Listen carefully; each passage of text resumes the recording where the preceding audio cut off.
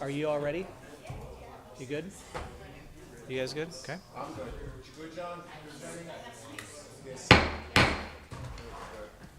I call the Tuesday, October 7th, 2025 City of Clermont Planning and Zoning Commission meeting to order at 6:30. Will the clerk please call the roll? Commissioner Tydona? Here. Commissioner May? Present. Commissioner Nemec? Present. Commissioner Bain? Here. Commissioner Kramer? Here. And at this time, David Colby and Paula Hoisington is not present. Okay, so we do have a quorum of 5 commissioners. All right, if you would please stand as you are able for the Pledge of Allegiance. I pledge allegiance to the flag of the United States of America and to the republic for which it stands, one nation, under God, indivisible, with liberty and justice for all.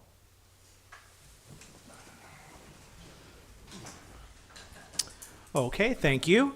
I just would like to remind everyone to please make sure your microphone is turned on before speaking and to speak clearly into it so that the people here present in the room and also those watching online can hear. And also as a reminder, this meeting is being recorded and broadcasted on the city's YouTube channel, which can be found at City of Clermont. Commissioners, you should have received the minutes from the September 2nd, 2025 Planning and Zoning Commission meeting. Are there any additions, corrections, changes? I know that the clerk has one from Commissioner Hoisington. Are there any others? Me. Okay. Not Hoisington. No, Commissioner Hoisington has one as well. So if you have one, All right. Mr. Kramer. Yes, if you look at, on what would be page 10, it would look like, it says, motion to recommend approval of resolution number 2025-023R. I'm talking about 1227 Bloxham.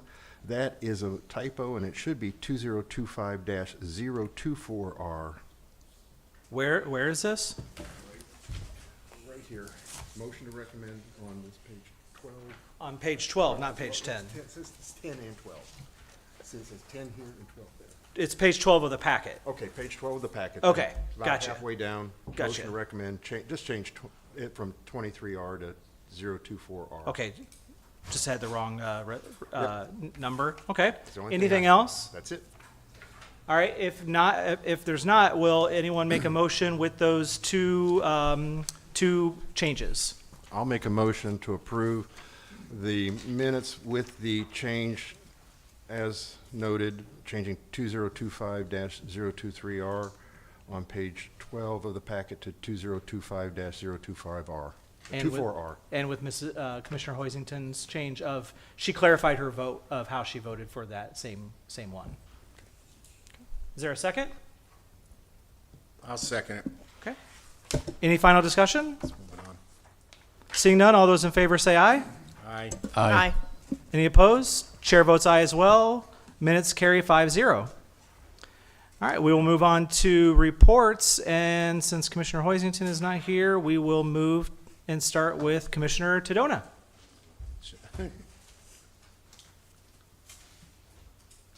Where's he going? He quit. Oh.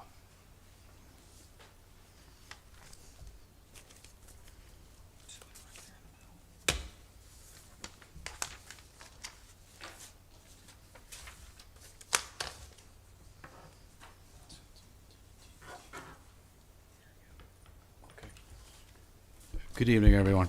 So first and foremost, before I get started with this, since we haven't been together since September, I just wanted to recognize the heroes and the innocent lives that were lost on 9/11.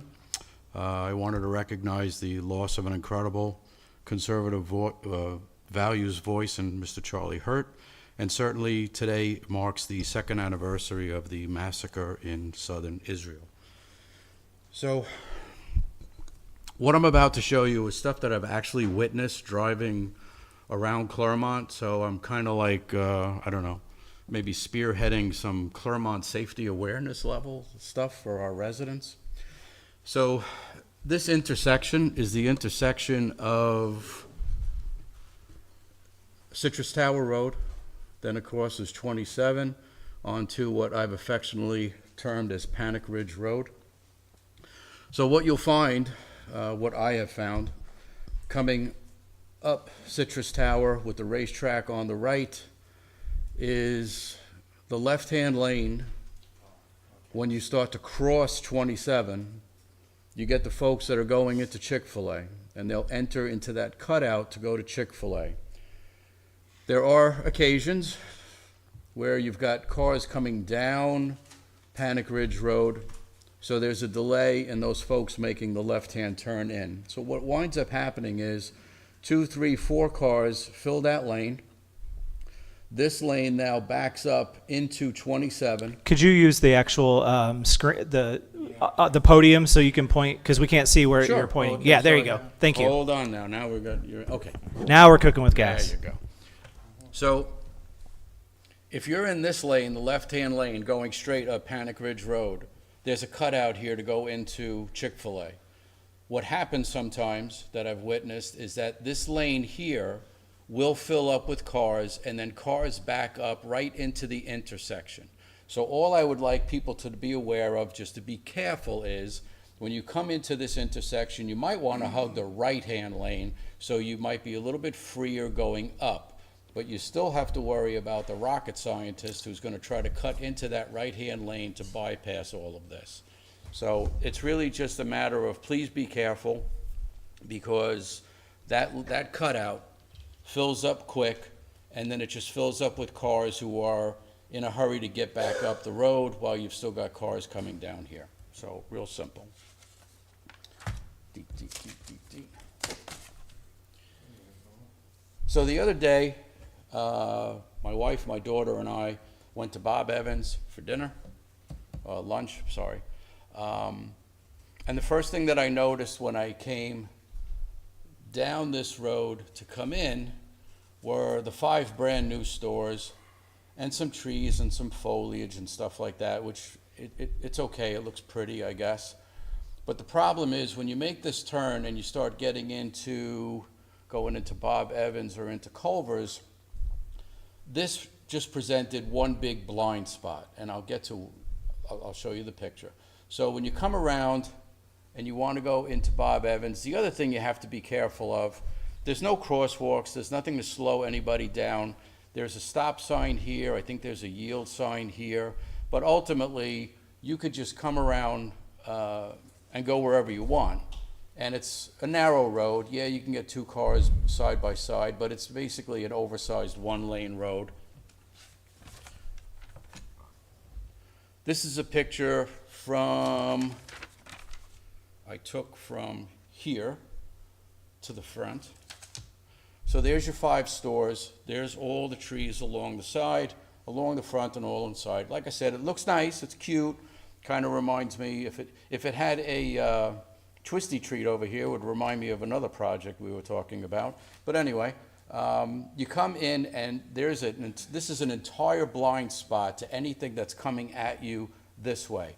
So if you come in 25, 30 miles an hour, let's just say you're doing that quick and somebody comes around here, please everyone, just be mindful and be careful. And lo and behold, on the way out from Bob Evans, where I am stopping at this stop sign, okay, this guy blows through this, just keeps rolling right on through. This minivan did a nice thing and stopped at the stop sign here and then proceeded. This guy is trying to cross over the minivan, under the minivan, I beg your pardon, and looky here. Here is a pickup truck with a trailer. He doesn't have to do anything but keep going. There's nothing here that slows him down. There's no speed bumps. There's no crosswalk. There's literally nothing that makes this guy slow down. And I'm watching this unfold, and I hand my phone to my wife, and I'm like, you need to take this picture. And she's like, of what? Just that whole intersection. So again, my point is, for my fellow Clermontonians, please be careful, please be mindful, because people are just doing what they want to do. You don't have room to maneuver. Okay. Full disclosure, I sent this information to the City Council. I also sent this information to the Lake County Commissioners. This is the Florida Highway Safety Motor Vehicle Crash Dashboard. And in 2024, for all of Lake County, there were 49 crash fatalities in vehicles, there were 94 bicycle crashes, and there were 4 fatalities from bicycles. This is all of 2024. I'm going to see if I could do this, so this way you could get some of this. So unfortunately, in 2025, and the year is not over, and we don't have October numbers, and it's sad to say that we have beat every record in the worst way. So for 2025, at the end of September, we haven't done October, November, December, we now have 52 fatalities from crashes. Of the 72 bicycle crashes, I realize that's less than 94, but unfortunately, we've already got 5 fatalities, and the year's not in. And Lake County, from what I understand, is very, very dependent on bike athletes that come from all over the planet to play here and to train here. So when you start looking at the root cause of this, sorry, but not sorry, the more traffic in an area that hasn't had infrastructure upgrades means more accidents, okay? So my last point,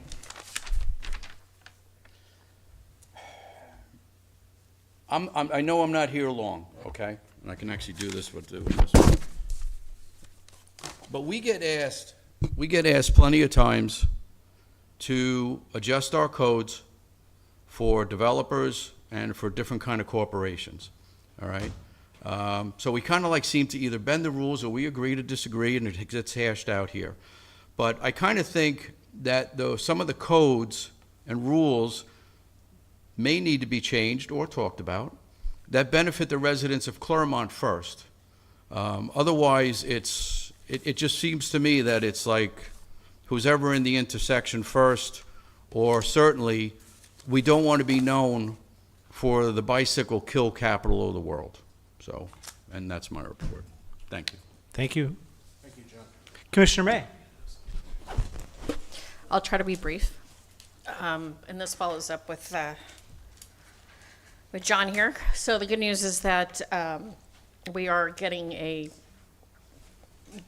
I guess, consultant to work on the comprehensive plan and the code, so that's coming. So with that, I attended the kickoff meeting with USA BMX and co-design, and it was great because there was attendees there that came from all types of businesses, representatives of various organizations, interested residents, sports enthusiasts. So we had a pretty decent amount of people there. And the president and chairman of USA BMX, Shane Fernandez, led the visioning meeting. They had the co-design, the DPC co-design was there virtually. So he spoke about the USA ABA that he started and how he worked on the BMX headquarters in Tulsa, and how that facility had brought $500 million in revenue for the city.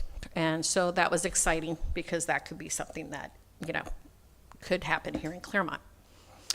So it was great because he kind of broke us up into groups, and he gave us, questions that we kind of discussed among the groups, and further, and then after that we were able to discuss on things that came out of it. So the questions that came out were, what makes Clermont authentic? What are the things our residents value, and how we can reinforce these key points? Most of the comments from the groups were great and cohesive, where it's, it fell into 4 categories. And one of them was Clermont's natural beauty. Our lakes, our rolling hills, our trails are absolutely gorgeous. We have world-class potential. Our topography makes it ideal for training in a variety of sports, and also our lakes. Community, it's easy to form connections and set roots in Clermont. People are friendly, welcoming, and we also talked about the rich history and culture of our city. Next, we were asked further questions, and we had a chance, to kind of share on or touch on stuff that reinforced those assets, which focused on parks and recs. Some of the ideas that come out of it, which I'm glad Wellness Way, the people from Olympus are actually here, but having a BMX facility in Olympus, like the one in Tulsa, that came up. Sugarloaf Mountain to Lake Louisa Trail, kind of do the connection from north to south of Clermont. A trail around Lake Mineola, kind of, close the loop. And also a multi-use path around Lake Minnehaha.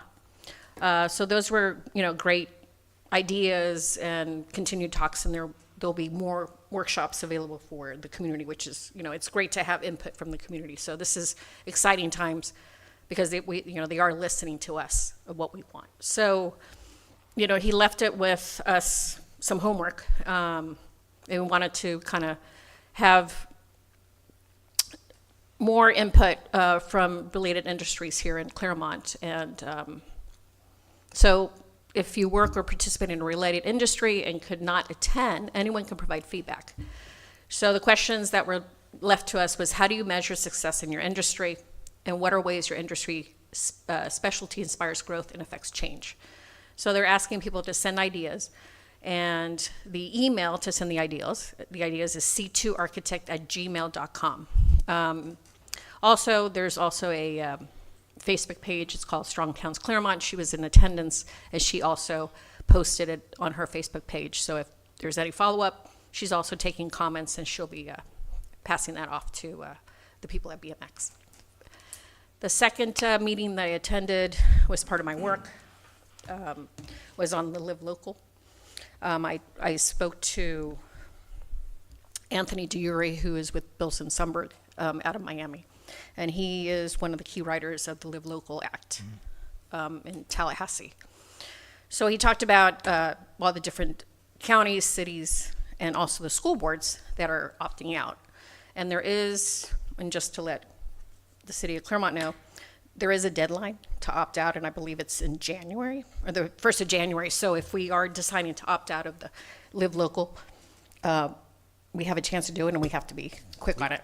We already did it. Perfect. Thank you. So I just wanted to touch on that. I mean, to the extent we can, right. I'm sorry?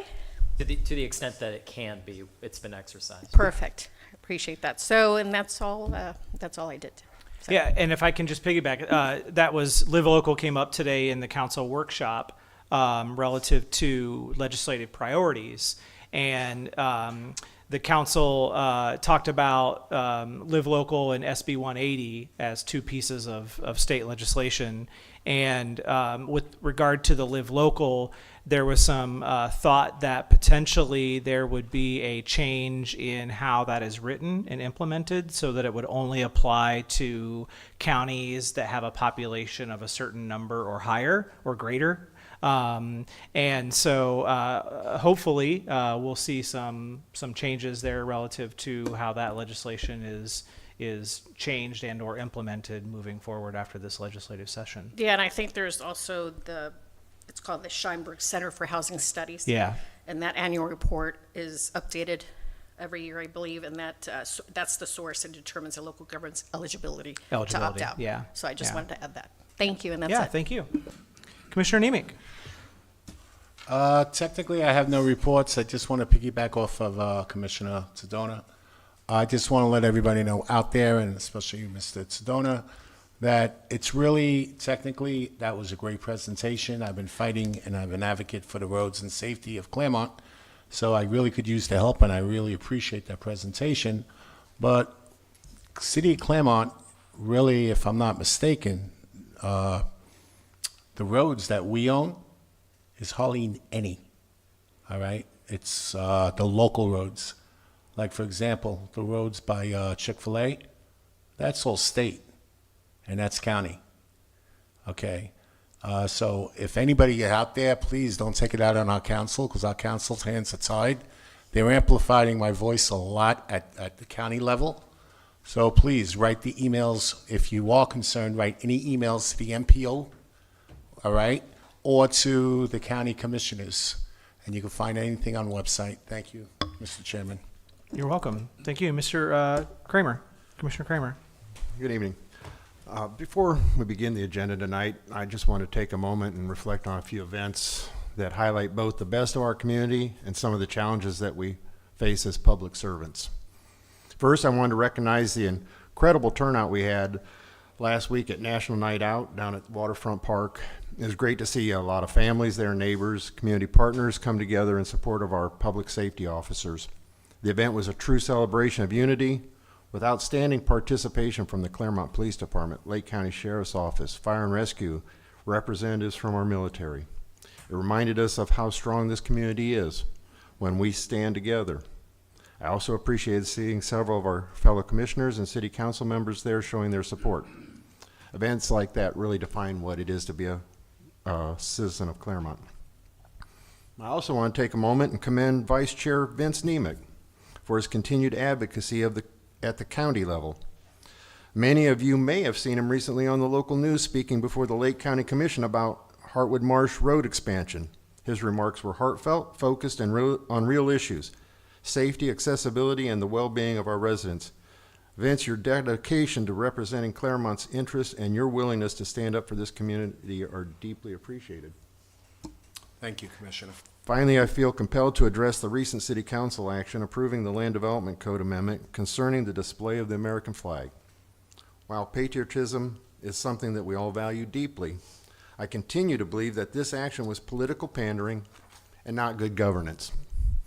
The flag was installed without prior permitting or adherence to existing code, and rather than enforcing our process, our City Council chose to change the rules after the fact. That decision, in my view, was not about honoring the flag.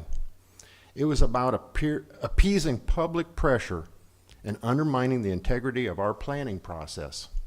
Rules exist to ensure fairness and consistency. When we selectively change them after a violation, we weaken public trust and the credibility of our city standards. I say this not out of disrespect for anyone's patriotism, but out of the respect for our process, for the standards that keep our city accountable and our government transparent. Thank you. Thank you, Commissioner Kramer. To echo a lot of the statements about events, there have been a lot of really good events in the community in the past month.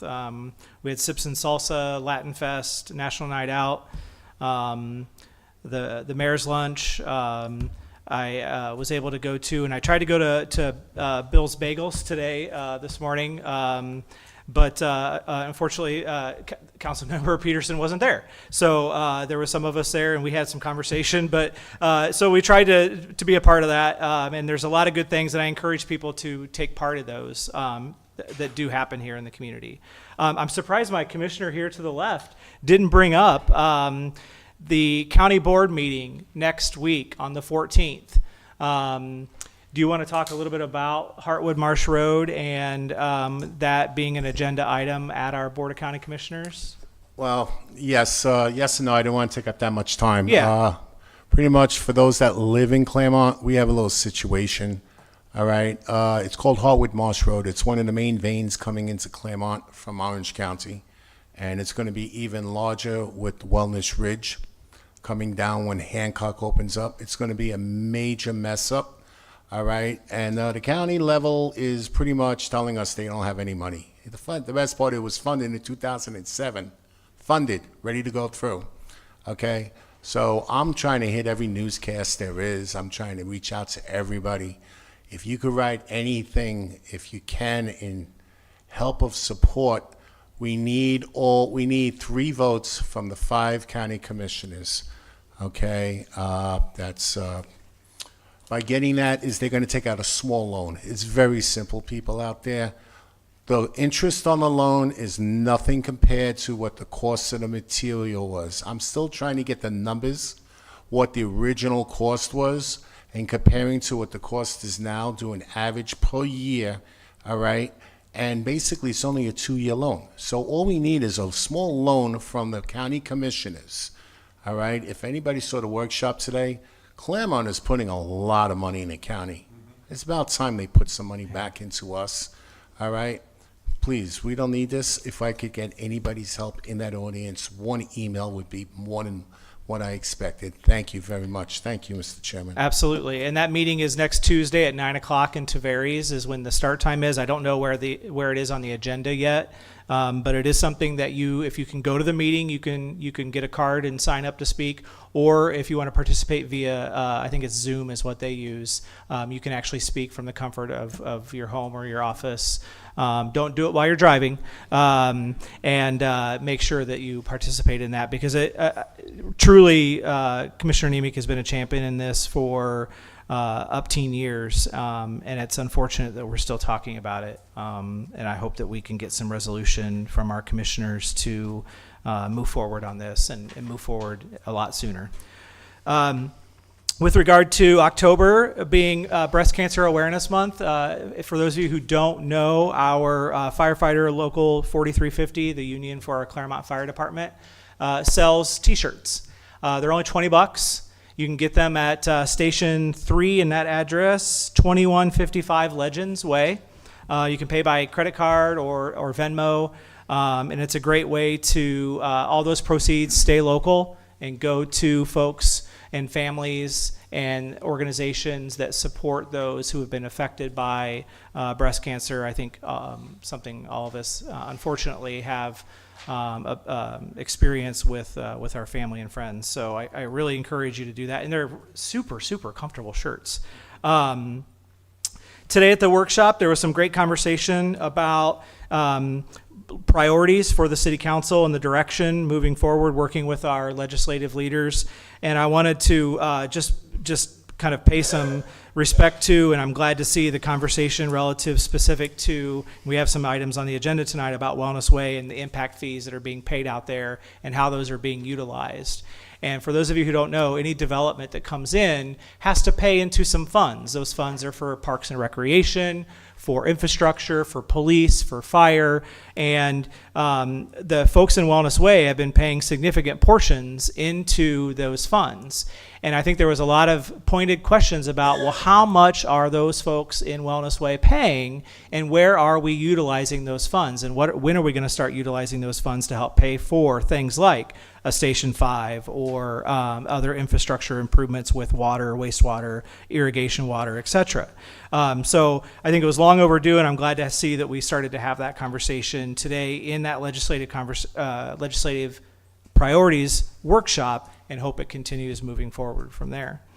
That is my report for now. I believe staff, you have a report as well, Mr. Cruz? Yes, sir. Good evening. John Cruz, Planning and Development Services. Just wanted to introduce a new face in the Planning Department, Justine Day. She's our new Planner 1, and she will be presenting a case tonight. So I just wanted to introduce her and welcome her aboard. Wonderful. So we have Mr. Gonzalez and Ms. Day as our newer staff here in Planning and Zoning. That is correct. Awesome. Well, welcome aboard. Any other staff reports from this end of the dais? No, Mr. Chair. Okay. I do have one question, Attorney Waugh, with regard to the rules regarding disclosures. I don't think we've talked about it here since the council has approved those, and hopefully everybody's aware the council did approve the rules regarding disclosures. Can we make sure that we get that as commissioners, even as email, we don't have to wait till the next meeting, get us the actual what's going into the ordinance, the rules, and then maybe just a summary of what that means moving forward, so that we're prepared? Because what I would like to do in November is, once we get into old business and new business, is to read a disclosure statement to let folks know in the public and for the commissioners what needs to be disclosed and why. And it'd be good to have that information available to us before we get to that. No problem. Okay, wonderful. And if anybody has any other additional questions, but yes. Minor. When you get your crash dashboard paperwork, you will see a pie chart on there that does show a breakdown of the accidents and fatalities by state police, Lake County Sheriff, and Clermont PD. While it does not put the locations, we still have 52 people dead. Okay, thank you. So that was on you're talking about with your report. Okay, I just want to make sure. All right. With that, we will move into unfinished business. And so we will have city staff and applicant presentations of the agenda items, followed by public comments, and then action by the commissioners. And then we will proceed from there through the agenda. We'll announce each item and have the staff, the applicant, public comment, and then commissioner comment, and take a vote. So we'll start with item number 1, resolution number 2025-026R. This is the Lake Haven on Grand conditional use permit. And Mr. Gonzalez. Thank you. Good evening, Planning and Zoning Commissioners and guests. Nick Gonzalez, Development Services. The applicant is requesting a conditional use permit to allow for a condominium development in the R2 Medium Density Residential Zoning District. The vacant parcels are located east of South Grand Highway and north of East Highway 50. Just for some quick orientation, this is South Grand Highway. This is the subject parcel outlined in yellow. It's north of the at-home property, and Highway 50 is south of here. The subject property is designated for high-density residential use under the city's future land use in Zone R2, which permits multifamily development subject to a conditional use permit approval. Zoom out for this. Zoom out, Wayne. There we go. Perfect. The proposed project includes a 20-unit condominium development that is consistent with both the density allowances and the intent of the R2 zoning district. No waivers or variances have been requested by the applicant at this time. The site is located adjacent to residential and commercial uses with frontage access from South Grand Highway. This is the access from South Grand Highway, the main and only access. The proposed development will serve as a compatible transition between existing single-family neighborhoods and commercial corridors. The development could be considered infill development since the majority of the surrounding area has already been developed. When evaluating a request for a conditional use permit, the Land Development Code Section 101-212 requires specific development standards that are required to be met. Staff has reviewed the application as submitted in accordance with the development standards criteria and finds the proposed use can meet the general criteria for granting a conditional use permit. The proposed use will not be detrimental to health, safety, and welfare of the surrounding community. Staff recommends approval of conditional use permit resolution number 2025-026R. And that concludes staff's presentation. Thank you. Is the applicant present? Okay. Do you have anything you would like to add? If so, please come to the podium. State your name and address for the record.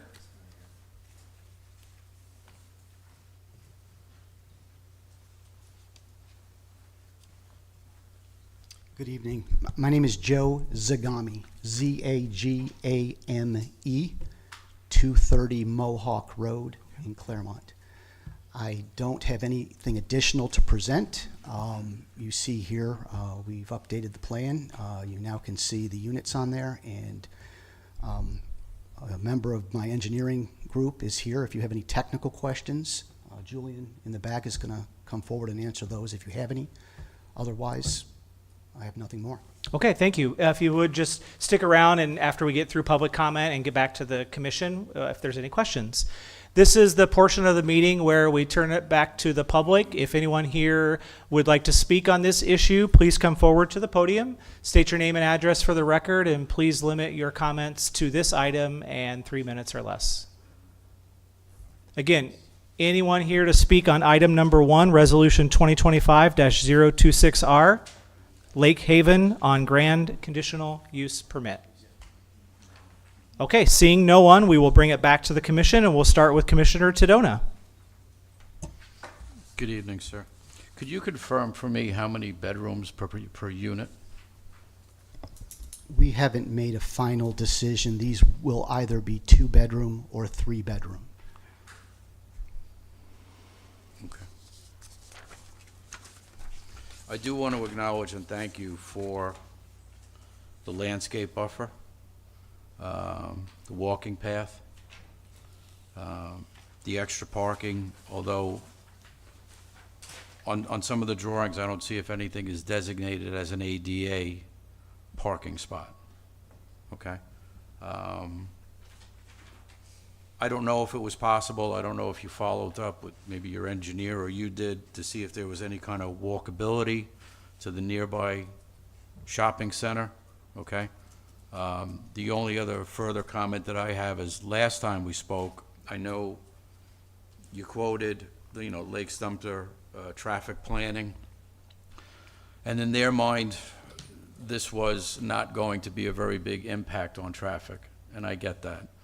But at 2 bedrooms or 3 bedrooms, that means 40 to 60 cars, which may not sound like a whole lot, but it's 40 to 60 cars in addition to what's around it and what's being built above it, which is going to be probably several hundred or 1,000 cars. And that's all on 1 lane in and 1 lane out. But it is what it is, but I did want to thank you for making some of those adjustments. Again, probably the bigger concern is the ADA, if there's going to be something designated for them. But I thank you for taking care of some stuff. And I believe any type of handicap accessible parking would be something that would be taken care of through site review with staff. And so that would be something that they could address, and staff can note that. Okay, great. Commissioner May. Thank you. So first of all, thank you. We went from for rent to fee simple, so now now we are able to look at it and kind of vote on it. So I appreciate that that was revised and done. Now the conceptual plan that we're looking at is the same date as the one that we had looked at prior, so it's July 18th, 2025. So the question that I have is still on that trash enclosure, because the trash enclosure, it's still, or trash location is still on here. So based on a fee simple or a for sale product, we have, I guess, dump trucks that come in at each individual, or is that the idea of just having a central location for the trash for this particular project? So my question is that still planned? Is it going to be different? I mean, so on that's the one question I have on. Yeah, per our code, with multifamily condos, townhomes, its trash enclosures are required. If it becomes fee simple, they are exempt of using a trash enclosure, but it doesn't mean that they don't have to use a trash enclosure. Because of this location, this would probably be best of the turnaround and then space of putting the trash bins. So this is a conversation with staff and the applicant, and trash enclosure would work best for this site. For this smaller site. For the smaller site, because yep. of But if the they driveway. wanted to use trash bins, they are able to use trash bins because it is a fee simple project. Okay, so that's where the confusion was. I wasn't sure if that was a mistake that was put in there, or that was just No, an just idea. with that turnaround, and then also with the storage of trash bins, the trash enclosure makes most sense. So that makes sense. Okay, perfect. So on the question that he brought up, that John that brought up, in regards to the bedrooms, 2 or 3 bedrooms, you're still not deciding. That's going to affect the number of parking spaces. So because it states here that we have 2 spaces for every 2 bedrooms, and then we have 2.5 spaces for 3 bedrooms. So did we max out based on the 3? Just in case, because now I'm just kind of counting, and it looks like 20 for 1 car garage. For 20, there's a car in each garage, so that's 20, and then a car in each driveway, that's another 20, and then we have 10 guest parking, so we have a total of 50. 50, and that meets the 2.5 for the Okay. 3 bedrooms. So that's the max. So they have the required parking spaces for 3 bedrooms. Okay, so max is 50 spaces. Yep. Perfect. Okay, so that answers that question. And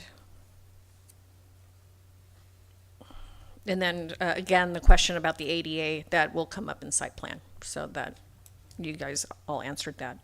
Now, here, I see the pathway, and I think it's great. I know you want to bring in the nature and walkability, kind of nice amenity for the 20-unit condos. Why is the sidewalk, or the walkway, I guess it's a mulch walkway? Yeah. Why is it just going to this community deck and not around? It can go around.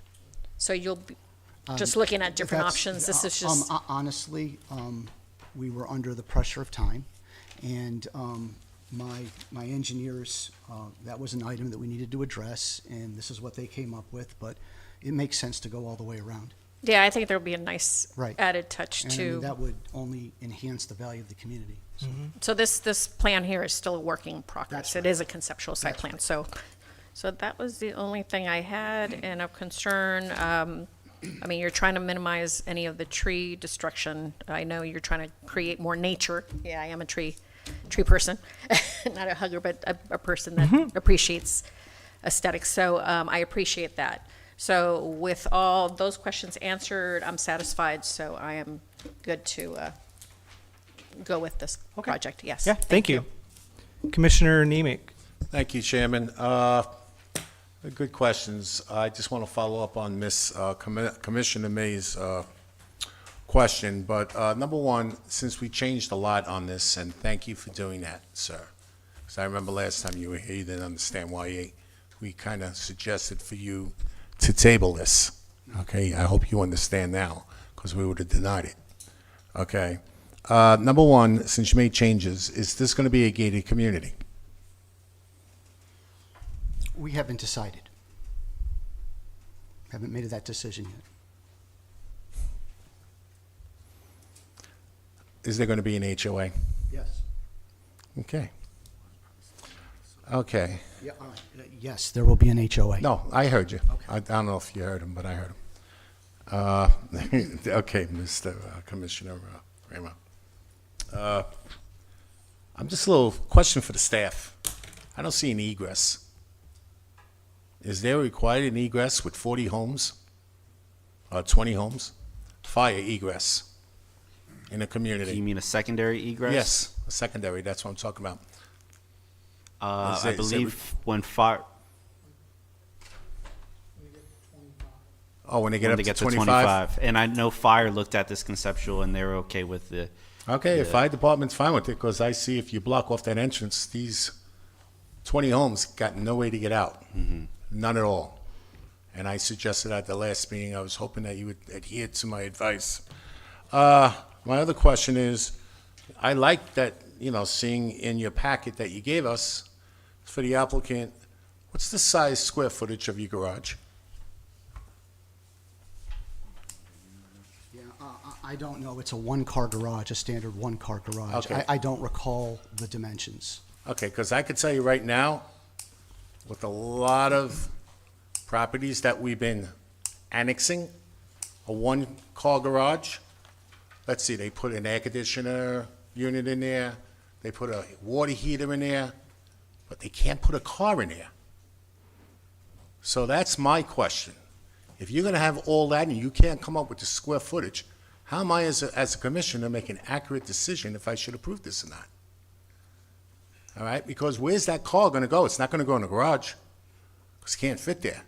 It's not gonna go on the driveway, because that's only one car.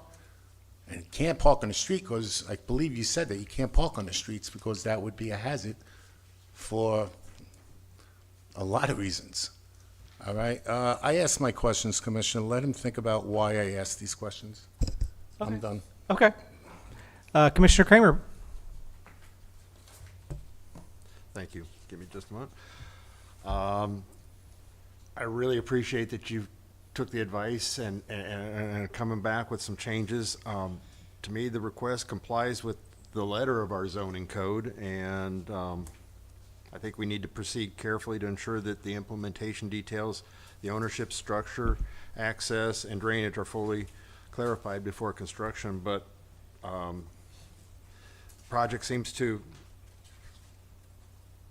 really take into account your surroundings, and I have the same concerns as the other commissioners about your egress, your ability to get in and out of there, but I don't see any other way of creating anything else, so I don't see any way out of that conundrum. So overall, it appears to be a reasonable use of the site, and provided that connectivity and safety and overall environmental safeguards are being addressed, I think we probably might be able to work with you on this. So thank you. Okay. Did you have something? Yes. Go ahead. I didn't see in your, I'm sorry. Thank you, Yeah, Mr. you're- Chairman. yeah, you're I fine. appreciate Yeah. that.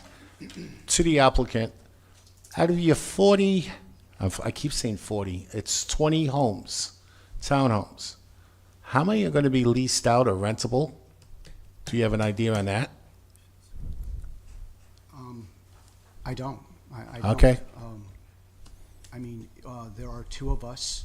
I have a partner that we're developing this together, and the intention is to sell the units once they're finished. But I may choose to hold some as an investment and rent them. So I honestly can't tell you at this point how many will be for lease and how many will be sold. Okay, I appreciate your honesty. I really do, sir, and that goes a long way with me. Question to staff, is there a certain percentage of homes that are allowed to be leased, or that's not our jurisdiction? Well, I see it as if he owns the property, he's the owner. It's a fee simple property. If he owns it, then he chooses to do as any homeowner or property owner can do, is to have it for rent or. Okay, so I have a little community here that's going to be HOA, and right now it's going to be developer owned. And developer owned can do whatever they want. So they can make 100% rentals. Okay, great, thank you. Just want to put that out there to everybody. And I think that was, to go along with that point, I think that was one of the clarification questions we tried to figure out last time, is because it sounded like you wanted the option to be able to do both. And so in order to do that, you had to go the fee simple route. And so it will, even though it could potentially be up to 20 rentals, it will be 20 individual taxed parcels that the city will have separate IDs for all 20 of them, and they will pay individual property taxes as a fee simple. So, I guess investment wise, he'd have to make that decision of here are the costs and here's what I could make on those. And I did ask staff the question prior to about the additional egress, ingress, and learned about the 25 being the magic number. And I think, and I don't know what else you would do, honestly, in this situation, given that you don't own any of the other parcels, that abut the property. I appreciate you mentioning about the walking path, going around the community and finishing that. I think that would be a nice addition to the community. I do have two questions regarding waste and parking. With regard to waste, I see the dumpster still there, and I'm okay with that. But with relation to parking and in relation to waste cans, if each one of these places got an individual can, I'm wondering about the overall aesthetic and the serviceability of the property, given the one ingress, egress, and the turnaround. How amenable would you be to a condition being that the only waste and recycling service for this community through the conditional use permit was through the dumpster area and not individual for each unit?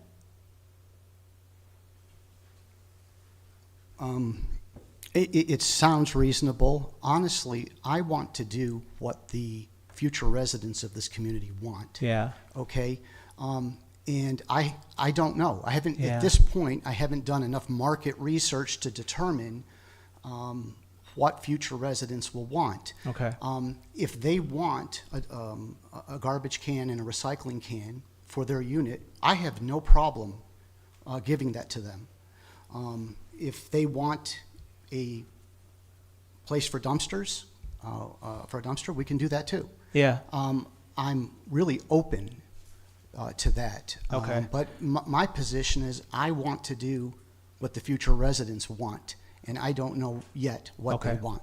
Well, and I think, and while I'm thinking about that, it kind of goes to my fellow commissioner here to my left about the space in the garage and kind of space for those receptacles. Even the smallest of them in the city a person would be hard pressed in a 1-car garage to get those and a car and a water heater and an AC handler and so forth in that space and park.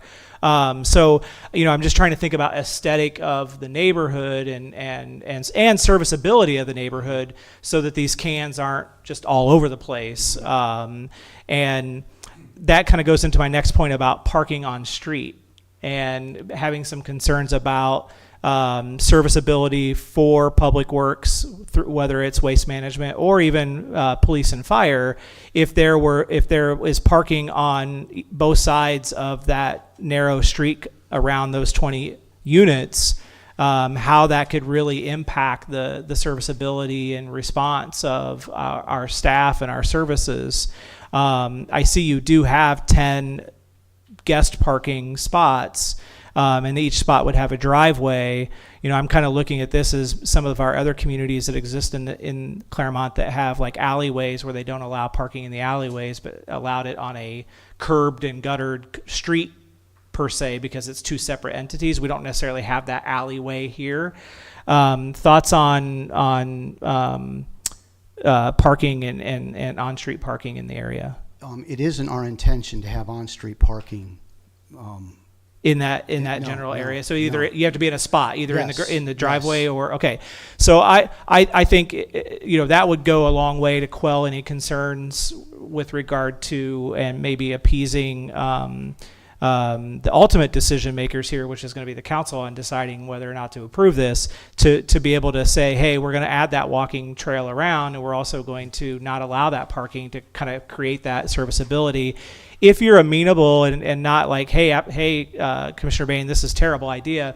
If a fellow commissioner would be willing, I think I'd support making a recommendation to the council to only have the dumpster area for now, and knowing that this is going to have to go before the council for 2 additional readings.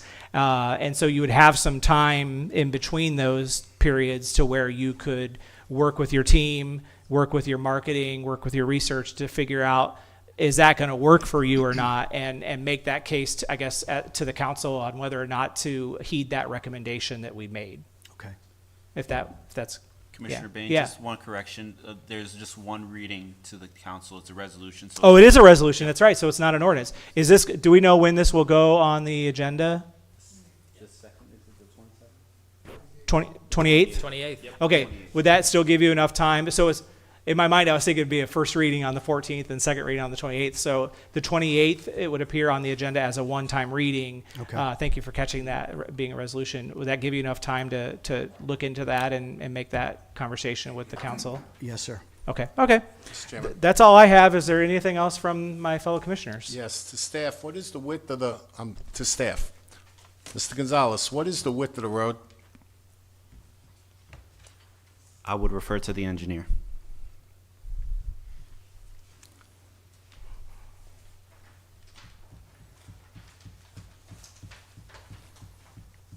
Julian Quintana with Highland Engineering, 1172 South Grand Highway. The width of the road is 24 foot, Okay, and parking spaces are 10 by 20, standard city code. okay, great, thank you. Very easy question, very easy answer. Thank you. All right. Anything else from the commissioners? Yes. So bear with me because I might have missed a little something here. So will there be on-street parking at all, other than those parking spots? Just the parking spots, but I mean, I can't park in the street, parallel park along in front of my house, right? That's right. Wonderful. So there's no street parking, right? Wonderful. Commissioner? Is that what you're asking? Correct. Okay, I that's will exactly also, what I heard. and I will make a suggestion based on my past experience in your HOA. They don't know if they're Robustly gonna put have up the signs and enforce it from day one, and just tow the heck out of people that park in your street, because the neighborhood I live in, people park wherever they want, however they want, and we're a gated community, so they do whatever they want. and I can't enforce it. But in another community right next to us, they enforce that parking. I mean, even the neighbors will tell you, don't park in the street, don't park in the street, don't park in the street, because your car will be towed immediately. And that neighborhood looks so much better than mine, and I'm so envious. So please, just take that as a recommendation, follow those those rules to the letter, and really enforce those and keep that neighborhood looking good if this passes. Thank you. Chair, Yes, Commissioner May, and then Commissioner Tadona. so the question is, do we want to add a condition to make sure that the HOA doesn't, because we don't know if that's going to be enforced or not. We can make the recommendations of one or both of No on-street parking. no on-street parking and the waste receptacles being the centralized versus the individual, and make those in our recommendation if whoever makes the motion includes those. Absolutely. So would that be something that you would be comfortable with? It's just that because of the 24. I certainly understand the logic of what you're saying, so, I mean, I like flexibility, but if that's what's required to move this forward, then so be it. Yeah, now with the concern of the width of the road, it would be very hard to move around. Yeah. Street parking and it just depends on an HOA if they enforce it or not. So I would like to have that condition Okay. added. Commissioner Tadona? Did you say the driveways were 10 by 20? I think the parking Just spots. the parking spot? Yeah, the parking spots So were. what's the size of the driveway? It's a 24-foot wide driveway. Yeah. The Or driveway, the entrance. driveway in front of the house, in front of the garage, sorry. Yeah. That. It would have to be at least a 10 by 20. Okay. Thank you. Okay. So I will then entertain a motion from one of my commissioners. Before we entertain, could I ask staff one question? Because I'm just,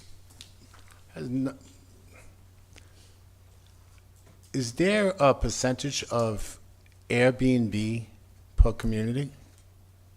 I already asked the renters. I don't believe so. No, there's nothing in our code. No. Okay, so it's the code. I'm trying to find something so I could approve this. Thank you. You're talking about how you have to register your apartment for an Airbnb. I don't know. Correct. Is there a limit on it? I know there was one I was looking at one at Groveland has one, but I'm not sure if City of Clermont, but that would be something, a Google search. Well, I Yeah, know the- that there's several Does communities around. our attorney know? Yeah, the city of Clermont does not have that, correct me if I'm wrong, in our code. However, the condo association, because this will be a condo association, can put that in their rules and regulations. They can stipulate whether or not they would allow 1 week, 1 month, 6 month minimum, 1 day minimum, whatever. And also then how many a particular owner could own. All of that could go into whatever condo docs they want to put together for that. I'm just trying to explain to everybody that, when you own a house, you take pride in it. When you rent a house, it's a 50-50% that they'll take pride and 50% they'll just do what they want. Yeah. That's all I'm trying to say, and that's from experience. So, go ahead, I'm sorry, Mr. Yeah. Chair. I'll entertain a motion. Can you clarify the part about the dumpster so that if I do entertain a motion or put forward? a It motion, sounds like so- if I heard Commissioner May correctly, she would like a motion to include no on-street parking. And what I brought up was the no on-street parking, and also to only have waste removal be through the centralized dumpster and not individual unit cans. Okay. So whoever makes the motion can include one or both of those, or neither one. Give me a second, and I'll try to work with you on this.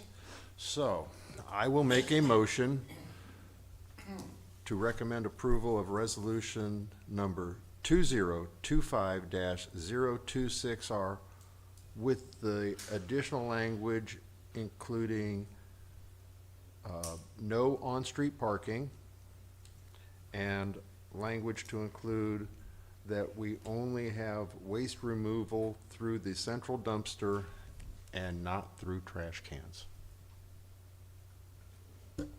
I second. Okay, moved by Commissioner Kramer, seconded by Commissioner May. Any final discussion? Seeing none, all those in favor say aye. Aye. Aye. All opposed? All opposed? Chair votes aye as well. Motion carries 5-0. This will go before the city council. Please work with staff, and then since it is a resolution, it'll just have the one reading. All right. We will now move on to new business, and we will move to items 2 and 3. So what we'll do here, so make sure everyone is aware, they're two separate ordinances, but they both relate to the same parcel. So we will have staff present them together, and we'll discuss them and have citizen comment on them together. But we as a commission will have to take two separate votes because they are two separate ordinances. So item 2, ordinance 2025-034, proactive auto small scale comprehensive plan amendment. And item number 3, ordinance 2025-035, proactive auto rezoning. And Ms. Day. Good evening, Planning and Zoning Commissioners and guests. Justine Day with Development Services. These are staff-initiated requests. City Council approved annexing the site on September 9th, 2025 via a utility agreement with the understanding that a small-scale comprehensive plan amendment and rezoning would be done at a later date. The city, as the applicant, is now moving forward to complete the process to designate the property with the applicable future land use and zoning designations.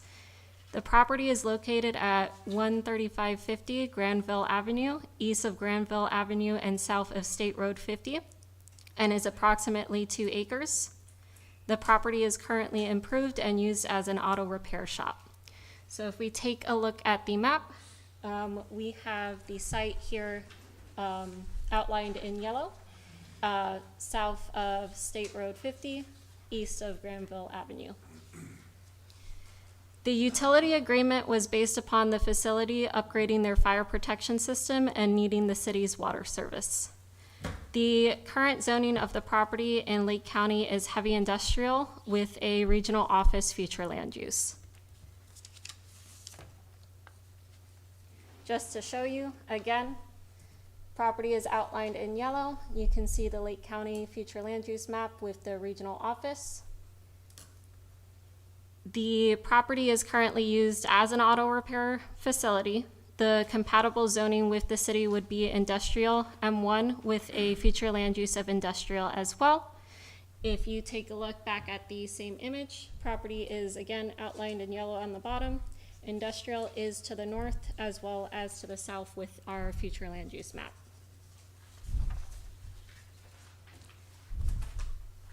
The majority of the surrounding future land uses in the area consist of industrial.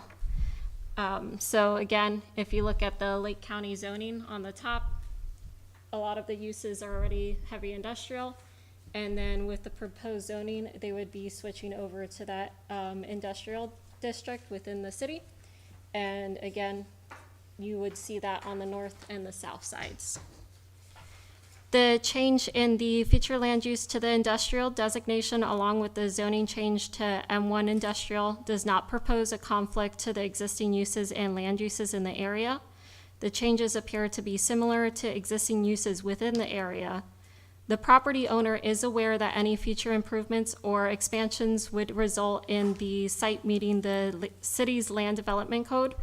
Staff recommends approval of the small-scale comprehensive plan amendment, resolution number 2025-034R, and the rezoning ordinance number 2025-035. This concludes staff's presentation. Thank you. Is the applicant present?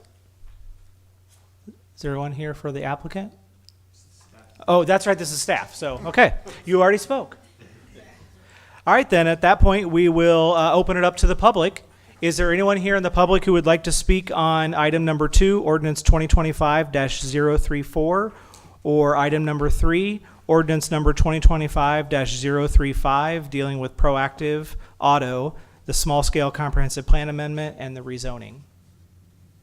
Again, anyone here to speak on items number 2 or 3 on the agenda? Seeing no one, we'll bring it back to the commission, and we'll start with Commissioner Tadona. I have no questions, Mr. Chair. Thank you. Commissioner May. This is just a curious question. In regards to the upgrading of the fire protection system, is it because they have no fire protection, or are they expanding their property? And that's the need of the fire protection. I'm going to defer to John. Perfect. To answer your question, they're upgrading the fire protection system. My understanding is to get a better system in there and get a better rate. They know that if they do any expansions, they have to meet our code, but right now it's all interior running the water line. It's more pressure and volume because currently they are on a well right now. So there's just no way they can provide that water volume for the fire protection system. So how much, so there's enough water, I'm assuming, they're just upgrading their system, so they don't need any more. It's the water thing. So is the consumption higher because of that, or? Well, you just got to keep in mind they need the pressure and the volume, but it's fire. It's not like they use it all the time. It's only in emergencies, and there is a large line that runs down through there back to Synergy Irrigation. So again, they came to the city looking to upgrade their fire suppression system, and they needed the pressure and the volume in order to do that. Perfect. Thank you very much. You're That's welcome. all, that's my question. Thank you. Commissioner Nemec. No questions. Commissioner Kramer. I have just a couple of things for clarity. When I look at the agenda item, this is listed as ordinance number 2025-034, but then when I read down in your comments, it's referred to as Comprehensive Plan Amendment Resolution number 2025-037R. So I need some clarity. Are we doing 2025-037R? Or as a resolution or an ordinance 2025-034. Good catch. These are ordinances, so it would be ordinance number 2025-034. No R, no resolution. Okay, so it is an ordinance, not a resolution. We'll make that correction. And then just a couple of tweaky things, but all references should be consistently state ordinance 2025-034, and they don't. And then it's described as property located east of Granville Avenue and South Lake Road 50, and it should match property located on Granville Avenue, south of State Road 50. Did I make myself clear? Property located east, the way you described it is property located east of Granville Avenue and south of State Road 50, and I believe it should be property located on Granville Avenue, south of State Road 50. It's a technicality, but you remove the and. But is that on the actual ordinance itself, or on the staff report? Page 37. That's the staff report. Staff report, yeah. So. And then I do have just a couple of questions.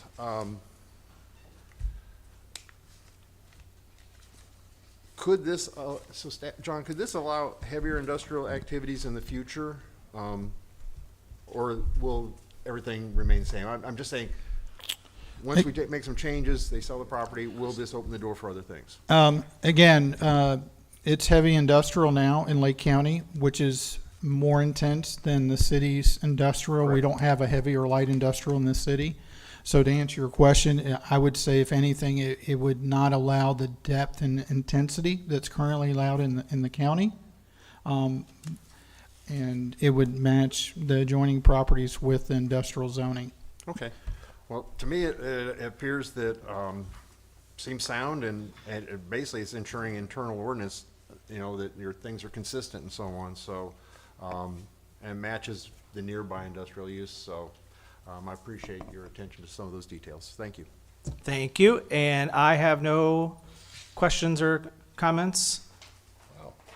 If there are no others, then I would entertain a motion first for item number 2. I'll make a motion to approve ordinance 2025-034 on the amendment. Is there a second? I second. Okay, moved by Commissioner Nemec, seconded by Commissioner May. Any final discussion? Seeing none, all those in favor say aye. Aye. All opposed? Chair votes aye as well. Ordinance is approved 5-0. And now we'll move to item number 3. I'll entertain a motion. I'll make a motion to approve ordinance number 2025-035. I'll second it. Moved by Commissioner Kramer, seconded by Commissioner Nemec. Any final discussion? Seeing none, all those in favor say aye. Aye. Any opposed? Chair votes aye as well. Motion carries 5-0. So this will now move to the City Council with recommendations for approval. We are now on to item number 4, Resolution 2025-037R 711 Wellness Way Conditional Use Permit. Mr. Cruz. Thank you, Mr. Bain. Good evening again, John Cruz, Development Services. The applicant V3 Capital Group is requesting a conditional use permit, excuse me, to allow for a convenience store and gas station as a primary use and an ancillary car wash use. The subject parcel, approximately 6.5 acres, is located at the southeast corner of Wellness Way and Schofield Road intersection. On your display, this is US 27, Wellness Way. It's approximately a little over a half a mile from the intersection of Wellness Way from 27 to the site, which is indicated by the yellow star. And here's Schofield Road and then the continuance of Wellness Way out.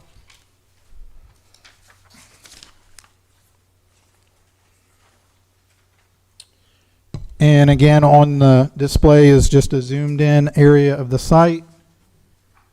And here is the aerial photography of the site. The property is governed under the Wellness Ridge PUD, Ordinance 2019-06. The request would encompass the entirety of the subject parcel with a future intent to split off the proposed convenience store, gas station, and car wash during final site plan approval.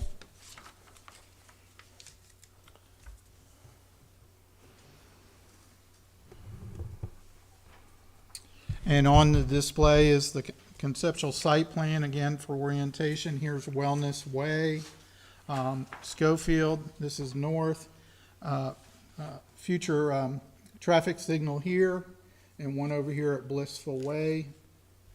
And this is the site, and the area we're focusing on is the western portion of the site. The proposed use will be located, again, on the western portion. Due to the potential of a lot split, the applicant is also requesting a waiver to allow for a 0-foot internal landscape buffer instead of the shared 10-foot wide minimum along the proposed internal lot line as required per Ordinance 2019-06, Section 7. The proposed site is within the Wellness Way Neighborhood Center land use, and that is designated for C1 light commercial uses that complement the adjacent residential uses. Convenience stores and gas stations are a conditional use under the C1 light commercial use, Section 125-313. Car washes are not permitted as a conditional use under the C1 light commercial district and are specifically prohibited by Ordinance 2019, Section 5, Item 2. And again, this is the PUD document. And it talks about, if Wayne can zoom in, thank you, Wayne. It talks about the prohibited uses, and again, car washes, but this is under the employment district. And then here's the wording for the neighborhood district that says, C1 light commercial uses that complement the adjacent residential uses. The uses permitted are the C1 light commercial uses. A review of the current convenience store and gas station locations within the city indicates that a majority of them are located along an arterial roadway, such as US 27 or State Road 50, and they are located within the C2 general commercial zoning. Only one is located on a collector road at Hancock Road and Highland Ranch Boulevard. This was an exception that council approved due to an existing entitlement granted under Lake County. In addition, a review of car wash locations indicates that they're also located arterial roadways such as US 27 or State Road 50. All these uses are auto-dependent or more desirable along roadways with higher level of service. The neighborhood center is more suited for walkability from the nearby residents that provide a variety of services that are less intense and dependent on vehicles. The Wellness Way area plan was designed as a master plan community of approximately 15,000 acres with a focus on healthy communities, economic opportunities, and improved quality of life for its residents and visitors. It was designed with specific uses at specific locations with an intended outcome that is more than another suburbanized area that is prevalent in Central Florida. One of the goals is to provide high-wage jobs while emphasizing health and wellness. The city adopted Wellness Way design standards in 2022, which is a set of form-based codes. While the original PUD was adopted prior to these standards, the applicant's request for a conditional use permit can be subject to these standards. The proposed project does not meet several of the design standards. Wayne, if you can zoom in here. One such standard is 2.3.2 that requires buildings on corner parcels to be located up to and address the corner. And again, this is Schofield Road. Up here is Wellness Way, and the location of the buildings further back, along with the canopy island up front. Another standard is Table 2.2.2 that doesn't permit these uses services automotive in the neighborhood district. The proposed convenience store, gas station, car wash would be more appropriate in the multi-use district that fronts US 27. When evaluating a request for a conditional use permit, the Land Development Code requires specific development standards that are required to be met. Staff has reviewed the application as submitted in accordance with the development criteria and finds the proposed use is in conflict with PUD Ordinance number 2019-06, the Land Development Regulations for C1 Light Commercial, and the Wellness Way design standards. The proposed use is not considered desirable at this particular location since there are several standards within the Wellness Way design standards and the city's comprehensive plan for the neighborhood district that are in conflict. In addition, the character and type of development at this location is auto-dependent and does not reinforce the neighborhood district's walkability for uses with the adjoining residential neighborhood.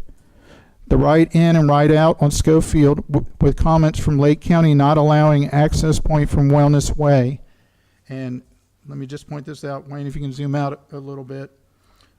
This is Schofield Road, right in, right out only.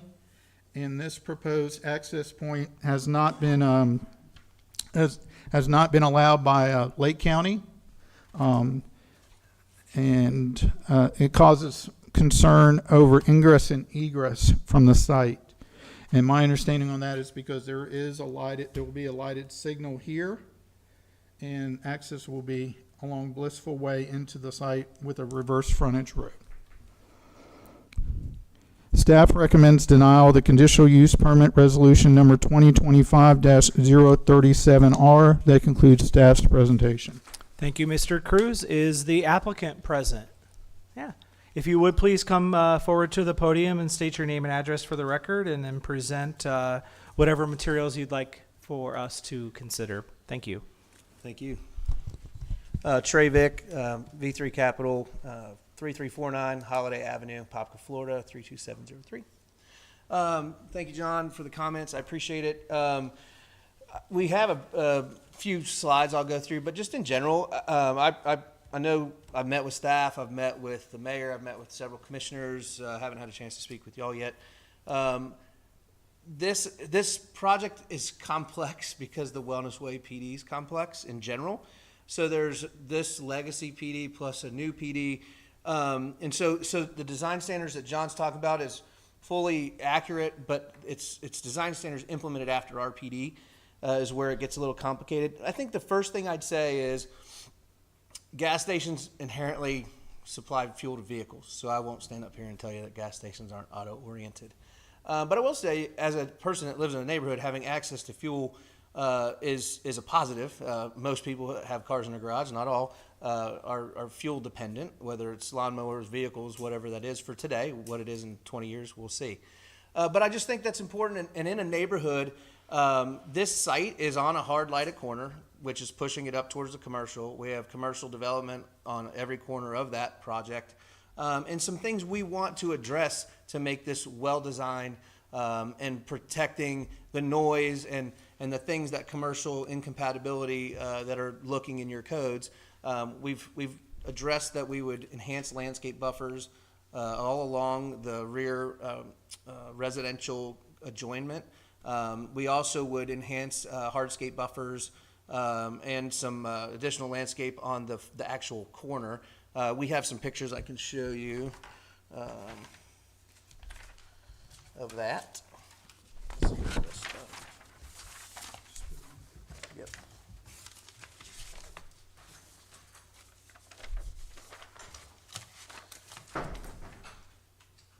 Okay. So this was the PD approved documents from when they did Wellness Ridge. And so this is like the broader map, and then obviously it zooms in here. These dots are actually, I believe, already constructed signage, and then this red dot is actually our site. And so there had been a plan approved and some signage I'll show you in greater detail with hardscape signage here. And what we have proposed on the landscaping side is to beef up and make this a robust landscaping buffer here, as well as all along the road here. Again, the intention is to try to merge current PD standards with what we're allowed in our PD to try to get to a hybrid that covers the intentions of creating form-based code and some of those other things in your modern PD that aren't in the one that this site sits in. And then this would be just a little better visual picture of signage that already exists along Wellness. So these are at Wellness Ridge. This is a picture we took because I feel like it's a good example of the type of heavy landscaping we would want to do to make that a beautified corner, and also, again, just to create some presence for that Wellness Way area. I think the one other thing I would say too is, this is a process. I think while fuel is not disallowed, fuel is a conditional use. There's a process for the conditional use process. I mean, if it was completely incompatible, then I would think it'd be more in the disallowed use category. And so we're just trying to follow the process. We respect everyone's thoughts on the site and want to do it the right way. But we are trying to follow the process to do that. And then the comment on the car wash being disallowed, that's as a primary use. This car wash is an ancillary use car wash. It's what you would see at a modern 7-Eleven with a single tunnel. It's not what you'd think when you think of Tidal Wave or Waters or some of these large car washes with large tunnels and 30 vacuums making a lot of noise and effort and things like that. So I just want to be clear that that is something that is a different type of car wash that's part of our site plan.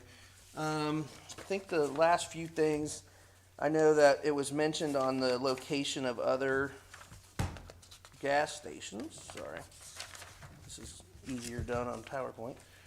Here, this is just a map to kind of give us an idea of where other gas is to serve this market. So, and frankly, several of these aren't on the map because we couldn't zoom it out far enough, but this is our site here. This is the completed Wellness Way, Schofield, and then carrying Hancock up. So the closest gas station to this site is 2.5 miles up. It is off 27. I think John's point is well taken, that many of the gas stations are on these arterials. This has created a primary arterial, not arterial, but a primary road that's going to be well trafficked. And I think as a service level to the residents that are here, having a high quality, well built, well maintained, national branded fuel station convenience store is just that. It's convenience. And again, we want to work with the staff and commission and everybody to do it the best way and what we can do to improve upon the standards, but we do want to follow the process to work on getting this use there. I think, the last thing I'll bring up is the county. Obviously, the county governs the access points to Wellness Way. John mentioned that. And we know we have to work with the county. He mentioned that the county won't approve that access point. However, we haven't made a formal request to the county to do that yet. They were strongly against it in our pre-app, but we have definitely been working with them through county transportation, through commissioners there, and we have a lot of design ideas on how we can bridge the gap there. So while that's a very site plan oriented issue, I just bring it up because he mentioned it. And it is going to be whether that gets approved or not. The conditional use is relevant to the use. It's not relevant to its access. And so I think for quality national retail, you really need the right in, right out one way or another. I think it actually draws traffic away from the lighted intersection where the residential units have ingress egress.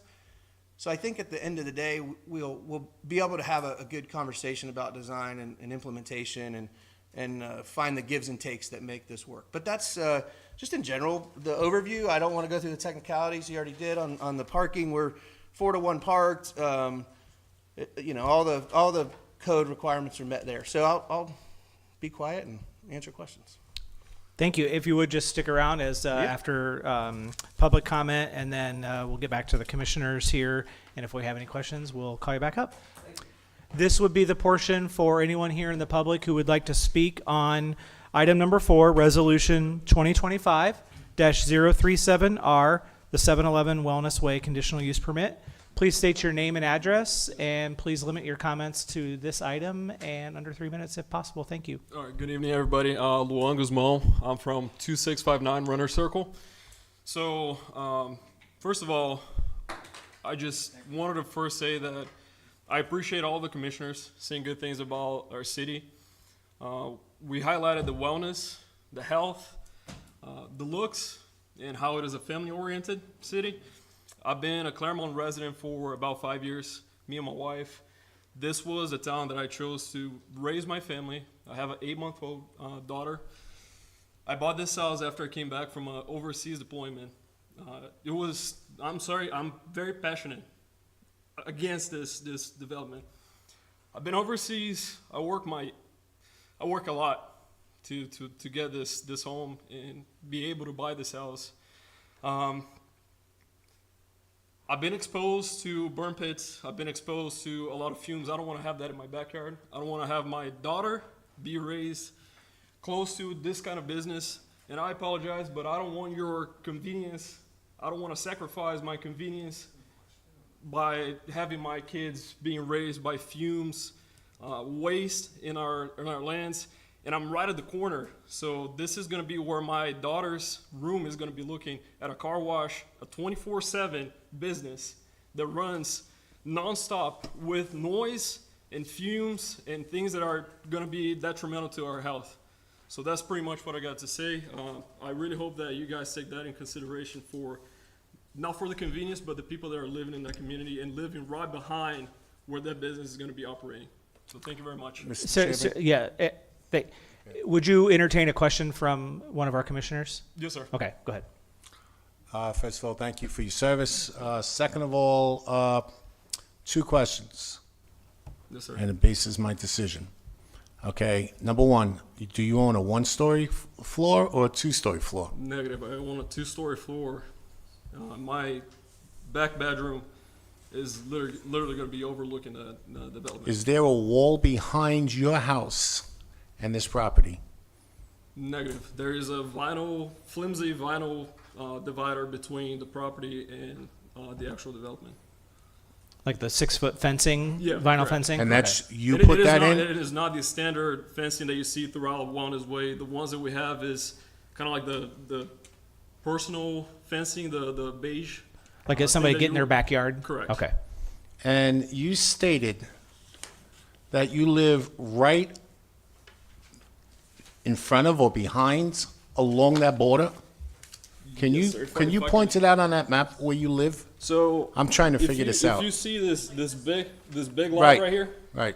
this is where my house is. Okay. I have a couple hundred feet from where the car wash is going to be located and where this whole development is going to be located. So my house, along with a couple of my neighbors that I spoke with, and unfortunately they couldn't be here, are extremely against it.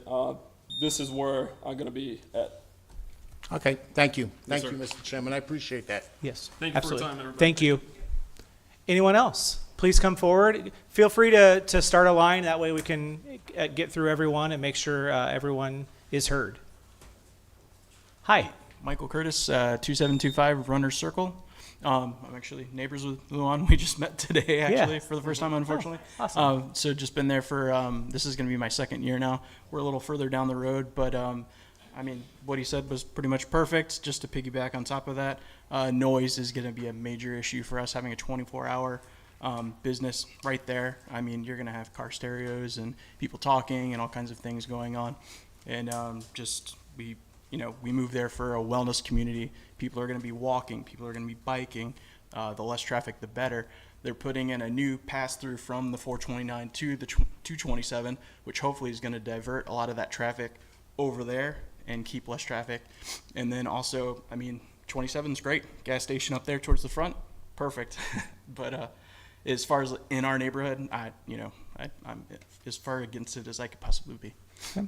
So, all right. Can I ask? Thank you very much. Can I ask Thank a you. question? Oh, yeah. If it was you developing it, what would you like to see there? Local shops, local businesses, things that you could walk to, coffee shops, yoga, Pilates for the wives.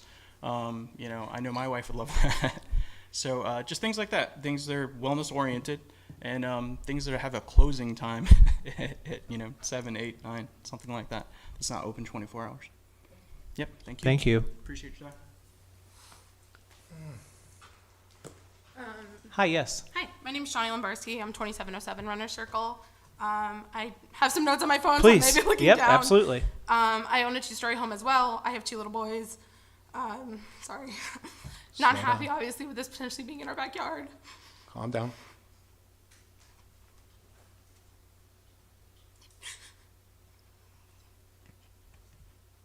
Sorry. My 2 main points are the entrances and exits. One of the entrances is planned to actually lead into our development, into Blissville Street, which I've been against from the minute I saw the diagram. Now it being a potential that a 7-Eleven is going to lead directly into our neighborhood, who people are going to now come out and go on Jumping Jack and try and go left on a Schofield and avoid all the other traffic. I believe that's going to be extremely detrimental to our kids. I can't walk my dog in the neighborhood. We walk there to go to school because we walk the streets to go to the neighborhood playground where the bus picks up. I just think all around it's not going to support the wellness that was portrayed to us when we purchased. The other one is Schofield. I currently come home from the opposite direction on Schofield, turning right into Jumping Jack, which is currently not safe. I've got people going 50 behind me when I'm trying to slow to a turning speed. And there's a car, which I know is off topic, but that parks near that entrance. So you're trying to make a turn onto Jumping Jack off of Schofield. That first house. Yeah. And there's a car. And then there's people coming this way. And I work nights, so I'm coming home at the opposite hour when everyone's trying to leave. So it makes it very difficult. And now you're going to have people coming from the gas station into our development to come out the other way of Jumping Jack. So all around, I just don't see that it's feasible. And then something else that you guys did mention is just that I have driven all around Clermont. I've only lived here for 3 years. My aunt has lived here for like 25 years, which is why we moved here. And there are no gas stations that I can feasibly locate that back up to a development. There's distances upon distances, hundreds of feet, even probably football fields, before I've seen a gas station back up to a house. You're talking our fence. It is a vinyl fence that blew down with the hurricane. And you want to put a 7-Eleven. And that's all I had. Thank you. Thank you.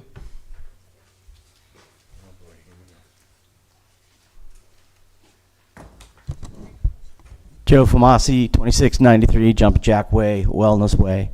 So when I saw this plan, I appreciate what they were trying to do, but the biggest thing that bothers me is when you make the right-hand turn on Schofield, from the barriers that I've seen, it's just 2 solid lines. So what's going to prevent people from trying to make a left-hand turn into that parking lot? And especially being close to the intersection of Schofield and Wellness Way Boulevard, especially when they're getting ready to open the Connectors Road. Oh, it wasn't reset. You're fine. Go ahead. All right. Go Don't ahead. make me call the lawyer. All right. So coming up the Connector Road from Hartwood Marsh, that's going to open up a lot of traffic. So this is about to get very busy. And with the county denying them or they have not applied from turning it off of Wellness Way to get in there, that's only going to leave Blissful and Schofield Road. And Blissful is in the heart of my neighborhood. So I have a serious problem that they only got 2 ways to go. If they're going back out to 27, they have to turn back out to Schofield Road. They are working at a fast pace to open up 27 to the 429. The construction is full speed ahead, which will put more traffic. The connector road's going to open up. So I don't understand why they would not applied for that or tried to get the county to give them turnouts on the Wellness Way. And because using the neighborhood access, we have people already that come from phase 2 over to phase 1 where I live. They use Blissful to go out Jumping Jack Way to avoid the intersection. So you're going to put more cars into our neighborhood because these folks are going to try to find quicker, faster ways to get out of that development. And we are a major commute road, so I get it. Yes, they will sell lots of gas, but how much traffic is going to, where are they going to go after they get their gas? How are they going to get back on their routes of travel? So I hope you really consider the access on Schofield Road. It's not very plausible for them turning in and out and exiting. And what about the service trucks? How long are their service trucks when they come in there? Semis. What's that? The Yeah, the semis, semis that come to restock them, or delivery trucks. They're going to have a heck of a time getting in there. They're going to take up parking spaces. And then which way are they going to exit? They're going to come out Blissful, right? So, because unless they try to go Schofield, I don't know how wide that turn is for them to make those turns around there, to get out, to exit, to get back on 27. But the only way they could get into this situation is if they come off of Blissful, because they're going to have to use a traffic light. So, something to consider. Thank you for your time, and I appreciate city staff working hard on this and making sure that it meets the comps of the Wellness Way, walkable, bikeable, which is supposed to be the theme of this. So thank you again, city staff, for doing your hard work. Thank you. Thank you. Yeah. Is there anyone else who would like to speak? We typically only have folks speak once and come up, but if there's something that does come up, we can bring it back up if need be. Is there anyone else who would like to speak on this issue? I don't want to close anyone out here. Okay. I will close public comment at this time for this item and bring it back to the commission. And we will start with Commissioner Tadona. I want to thank you. You brought up something that nobody really ever brings up, and that's human nature. I haven't seen any plan put in front of me that explores human nature. And when you start talking about people making up their own rules of how to get around, it's amazing. So, I've been through Wellness Way. It's one lane in, it's one lane out for the most part. And if you don't have some sort of divider, you're absolutely right. There is nothing that's going to stop me from making an illegal or a left-hand turn where I don't belong. So one of the first things I wondered, two things I wondered first was why isn't this either on 27? Actually, three things. I had a horrible dream of the Chicago fire where if something happens here, you're wiped out because nobody is coming to you, okay? Which means my third point was what a great place to put a fire department or maybe, a police substation that could serve the community. Also, to your point in terms of traffic, we already know that there's going to be somewhere between 12 and 15,000 homes in that whole entire area, which also means at two cars per home, that's up to 30,000 vehicles in your area. So if 5% of your entire neighborhood decided to go to 7-Eleven, that's 1,500 cars converging on that area, maybe during an 8-hour period, a 10-hour period. There's no way that can accommodate that kind of traffic. So I'll close by saying this. I support staff's recommendations, and I have no further questions. Thank you. Did you actually have any question that you wanted addressed? Okay, I just want to make sure. Okay. Commissioner May? Thank you. First off, I want to thank the staff. You guys have done your homework very well done. I was very impressed going through the PUD comprehensive plan ordinance. I mean, I was doing my homework as well, and you guys nailed it on this one in regards to the reasons behind your denial. And I agree. And the funny thing is that when, John, you put up a map that showed, I think you did, you put up a map of the aerial of the names of the roads. There we go. I love it. Wellness Way, meditation, namaste, rest. That to me means wellness, health, just like the gentleman brought up. I drive this road every day in the mornings because I take my son to school in Windermere. I drive it every morning and I drive it every afternoon. And so I see that corner and I'm always like, what's going to happen there? For me, it just doesn't make sense at all for that to be that. I think a convenience store, something wellness related. I mean, I think that's what was sold to these poor folks. I agree in regards to safety, health. Having that in my backyard, I would not want that in my backyard.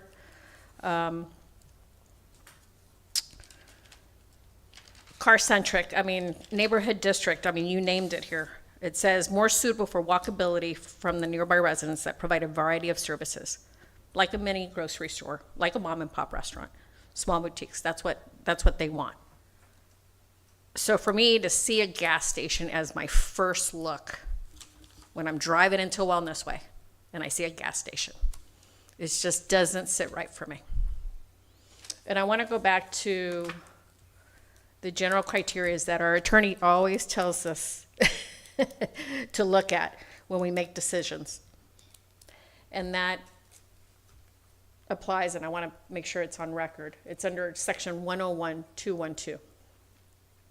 And this is under C. General criteria for granting permits upon review and formal action on an application for a conditional use permit. The Planning and Zoning Commission may recommend granting, and the City Council may grant by resolution a conditional use permit if it is found from the evidence presented at the public hearing that, number one, the granting of the conditional use permit will not adversely affect the officially adopted comprehensive plan of the city. And I believe the staff has found that it does conflict. Number two, such use will not be detrimental to the health, safety, or general welfare of persons residing or working in the city. We're listening to the community, and it's a health and also a safety issue. I mean, I can't see cars going in and out of a neighborhood. I mean, we got 1, 2, 3, 4 cars. I mean, this poor person living on this corner off of Blissful, they're going to get cars continuously going down this road. Doesn't make sense. The proposal use will comply with the regulations and conditions specified in the code. And number 4, the proposed use may be considered desirable at the particular location, and I don't agree that it's desirable. And so those are the criteria of the way I have to make my decision. So based on those, and because of the issue with this entrance, I have to agree with the staff and deny. Thank you. Commissioner Nemec. Yes, thank you, Mr. Chairman. I'd like to congratulate staff on doing an outstanding job on clarification. First time in a long time. Teasing. All right, I just have to ask, is the HOA present? Is there anybody here representing the HOA for these homeowners? Okay, interesting. Very interesting. I'm sorry? The builder is still the HOA. So it's developer owns. Okay, is the developer is who? Lennar, I believe. Lennar, correct? Is any representative here from Lennar? So you have nobody here from the HOA and nobody here from Lennar. Okay, gotta have that. Okay, that's check mark number 1. Thank you. Okay. To the applicant, what are your hours of operation? I mean, are we going to go 24/7? They are typically 24/7. Okay. We're open to discussing that with the tenant, but it's not been brought up at this point. Okay, because I'm worried about the noise level like 2 o'clock and 3 o'clock in the morning. That's the only reason I'm trying to find something to approve this. Okay. Staff, did you advise the applicant of they're not allowed certain things that you denied before they came here? We did have discussions with them. We had discussions with them several times. I believe early in February, it was indicated to them that this would be a very difficult proposition at this location. And there was also, along the way, some of these items were pointed out to them. So they do have the right to go through the process and ask, and that's what they're doing. And staff reviewed it according to what was stated in the staff report, but they were well aware of our position well in advance of this meeting. Thank you, staff. So what I'm hearing and understanding is they understand and figure they have the right to come in and take a chance if it's going to pass. Okay. The land parcel, the whole entire parcel, I'm assuming it's NC-2. All right. What is going on the east side of that? Do you own that whole parcel, NC2, sir? Yes. Okay, We have perfect. here where the star is, plus. Okay, there you go. Oh, well, I was going to. Yes. That's even better. So yes, this whole parcel, as well as this one and this one. Okay, do you have any idea what you might be putting over there? Or no, not on now. this NC2 parcel. Yes, on the east side of it. We don't have any other leases signed or any deals in particular. We've contemplated putting like a 10,000 or so square foot retail shopping center, and then probably 2 drive-through type establishments, whether it's a QSR or Starbucks or something like that. But that's all conceptual at this point. We don't have any tenants identified yet. All right, I was just concerned if there was something else going there 24/7. That answers my question. Okay, can you just stay there for a second? You said in your opening statement that it was a hard light corner. Can you explain that to me? Because I'm taking it 2 ways. Yeah, it's just maybe real estate terminology for a hard intersection is just a parcel that sits on 2 major roads and has a light. That's all I meant by that. Hard corner, like it would be that corner. You would say something in the middle of NC2, would be mid-block. I mean, it's terminology. I'm not a real estate. I I'm understand. a It's commissioner just- of planning and zoning, so that's why I'm more asking you just that general- question. Yeah, just general Okay, comment. perfect. All right, because I want to be totally honest with you. Obviously, you were here at the whole meeting. I'm an advocate for the roads, all right? This intersection, and I want to say this in front of everybody here, in front of that camera, this is going to be the most horrible intersection Clermont has ever had. It's going to be the biggest intersection. It's going to be the most confused. There's going to be fatalities at this intersection. I can't even tell you, all right? First of all, the planning of this from the county level is the most non-productive knowledge of the person building it. You have a single road coming in and a single road going out, going from the west to eastbound.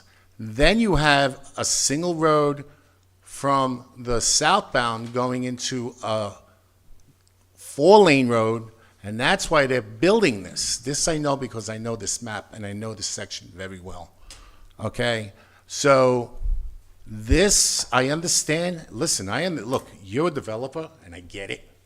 You want to make your money as fast and go. But see, my job is to protect these residents out here. I'm not going to stand here and beat you up. You're a grown man, and I respect your professionalism. All right? You know where I'm going with this. All right? Another thing I find very disrespectful to the Wellness Ridge community is putting that road that goes along all those backyards, okay? Now, I don't know if you know this. I know that area very well, very, very well. Majority of those are 2-story homes. There was a gentleman that came up, his daughter's bedroom is up there. Those lights are going to be going in those windows all the time, okay? So I'm trying ways to find it because this would be beneficial for the area, but not in this location. I'm pretty sure there's other areas along 27 you could do this. I have to ask council a question. This is very important. I don't want to get myself jammed up here. I used to work for this community. I no longer work for them. I haven't worked for them for over a month. I was their assistant manager there of the HOA. Oh, okay. Do I have to recuse myself? No. Thank you. Okay. No further questions. Thank you. Commissioner Kramer. Thank you. Just a couple of questions to help me understand a few things. I want to make sure that we had the public notice goes out because we have turnout here, but I would have thought we might have had a few more people. So I just want to confirm that we did have the public notice go out to people to let them know about this. Good. I also in here, since it's a gas station, I know you're going to have buried tanks and things in there for that. I didn't see anything, and maybe I missed it, but anything to do with environmental impact and anything to do with a study? Is there any environmental impact that could prove adverse to the community? I don't see anything for or against it in here, but did I miss it? John? I'll ask John. I don't see anything on environmental impact. Yeah, in terms of that's not regulated by the city. That's actually done by the state level. They have Florida statutes that deal with that. And when they come through site review, a lot of the newer tanks put in are double wall. They have monitoring. So in terms of that, that's actually left to another jurisdiction to do.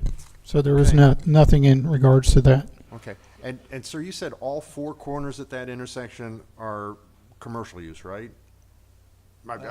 Anybody can answer that one. The three that we have, I think the one that owns the fourth is sitting behind me. So, yes, I believe that's the case, that they're all commercial. Because I really echo the sentiments of my fellow commissioners. I'm trying to wrap my head and figure out a way that I can get behind this, but I realize that this decision, and Vince, you said it so well, this is going to be a major intersection. I travel that area all the time, and I can see it and feel it coming. So, you know, you're right on 27. It seems to me that 27 would be a better place to put a gas station like that. I really empathize with you folks that, you know, especially two-story homes looking down into that. So, I'm struggling with this one. Based on the public's comments on this. I came in fully expecting I was going to, you know, jump behind this because as this board knows, I have been proven to be fairly pro-development since I've sat on this board. However, as Commissioner Nemec says, we're here for you guys.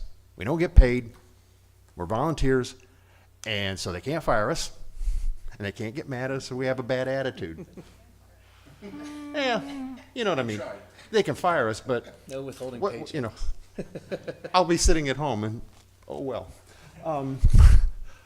But I'm really struggling to get behind this. I'm getting a little heartburn on this because, and Commissioner May, I'll now refer to you how much you have helped me understand the importance of walkability and being able to just walk down. You know what? I'm going to run down and get a loaf of bread, but I'm just going to walk or take my bike. And you know, a gas station is a whole different environment. It operates nonstop, and just because of where it's at, it's going to be busy there. So I'm a little bit on the fence right at this exact moment. I'll be honest with you, but I find myself in a quandary because I really want to get behind this, and for you folks, I really don't. So, thank you. Thank you. A couple of questions, some items or statements that were made, and I'd like to echo what Commissioner May said. I had my section 101-212 right here in front of me, and with regard to, I don't know if this would be for our city attorney or our planning and development staff. So I think the applicant referenced the design standards and when they were approved and the role that that plays or the significance that that plays. And Mr. Cruz in the staff report has that, yes, the standards, form-based codes, they were, the original PUD was adopted prior to these standards, but the applicant's request for the conditional use permit can still be subject to those standards. And I kind of got from the applicant that maybe they didn't feel the same way. And so I just would like some clarification or clarity on whether or not they can be applied, even if they weren't in place originally from the get-go. John, do you have a position on that? The position is that when it's a conditional use, we can look at whatever the current code is at that time. In terms of what they could go out there and build today if it met the neighborhood commercial C1 light commercial designation, and we could not hold them to the higher wellness way standards because that is what the PUD was approved for. But since it is a conditional use permit, our opinion is they can be held to the higher standards because they can be, conditions can be put in there. Does that make sense? Yes, I agree. yes. Yeah. And I had a that's, feeling you'd explain it better than me. and that's where I was, my headspace was on that. Because it's a CUP, that triggers anything in addition to or even a different level of consideration. Because it's a policy it's conditional. expression. It's a policy Yeah. versus yes. Okay. And then with regard to the car wash being disallowed, does it matter that it's primary versus secondary or ancillary use with the car wash? Yeah, In terms of the code, it doesn't give you a specific, is it a single tunnel or a double tunnel or anything like that. So if you look around the city, there are some single tunnel car washes, but they're car washes. Yeah. So it was staff's position that, hey, there's a car wash there, we're calling it a car wash. Yeah. And so our code doesn't say car wash primary, car wash ancillary / secondary. It says car wash. That is correct. So if it's a car wash and the code says no car wash, then it would have to be a variance to allow for that. And I'm happy to hear anything you might have to say there. I would just say, and look, my goal is not to be combative. Yeah, here at oh, all, yeah, yeah. But I also want to defend ourselves a little bit. Yeah, please.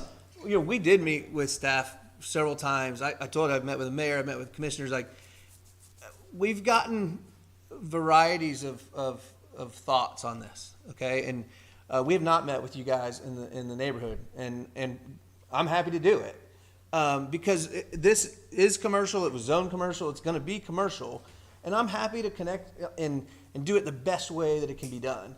And I understand this process, and I understand the car wash intention, but it was not nearly as firmly stated as it was in that staff report when we talked about it before, Yeah. just to be okay. candid. No, that's fine. I appreciate that. And I appreciate the fact, I don't think anyone's trying to be combative, and I don't view you as being combative. I think you're just trying to state your case as an applicant. With regard to the, there is no formal request. Did I hear that correctly? That no formal request has been made to the Lake County Board of County Commissioners for that Wellness Way cut access at this point? That is correct. Okay. And I'll tell you the reason for it. And I agree with you guys wholeheartedly on the right in, right out off of Wellness Way. I think it's not great planning to push traffic to Blissful. I think that right in, right out is a very good traffic planning structure, which we want. So to be very clear on that. So the reason we haven't done that is we wanted to get through this piece first. If you talk about sequencing of how you would do this, every step costs a lot more money. And so you just try to knock out the pieces and parts that make the most sense first. Sure. And we know what work we need to do that, but the use was indifferent to it to some degree.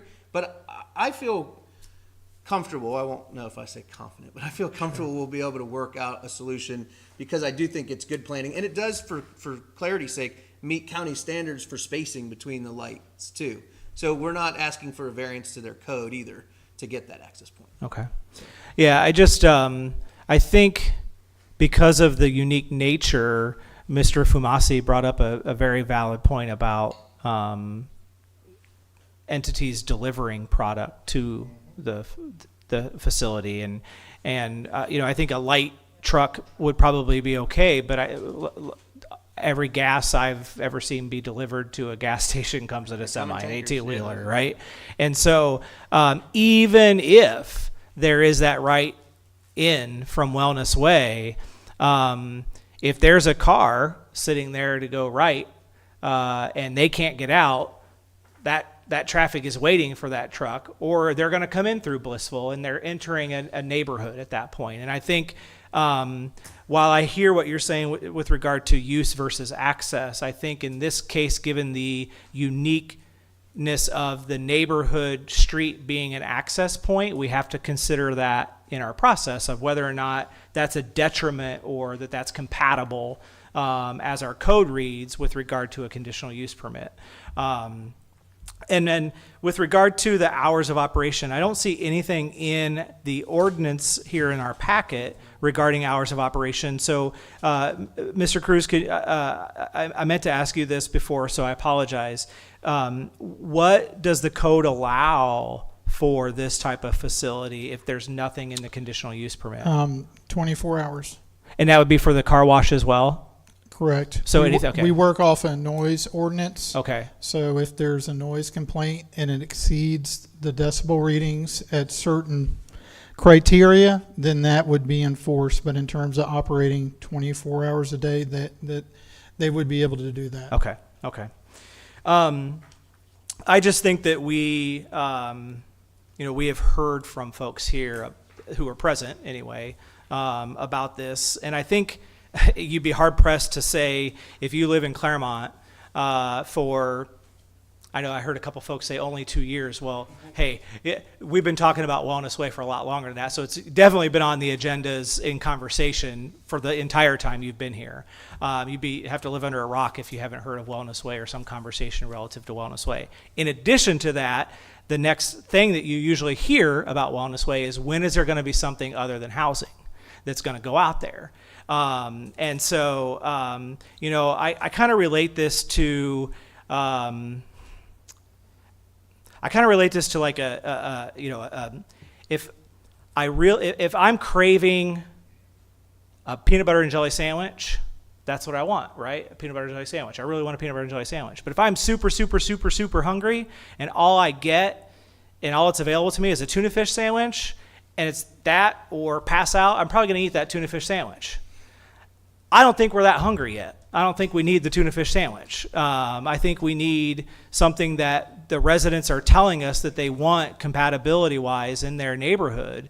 And I think you take that with the fumes, the noise, the traffic, the environmental, the no potential access from Wellness Way, and just I would love, if I lived here and I had a convenience, I was just talking with someone today, I'd pay the extra $1 for that dozen eggs if I was like making something and I ran out and I could go. I would do that in a heartbeat if I could literally walk across the street and get that.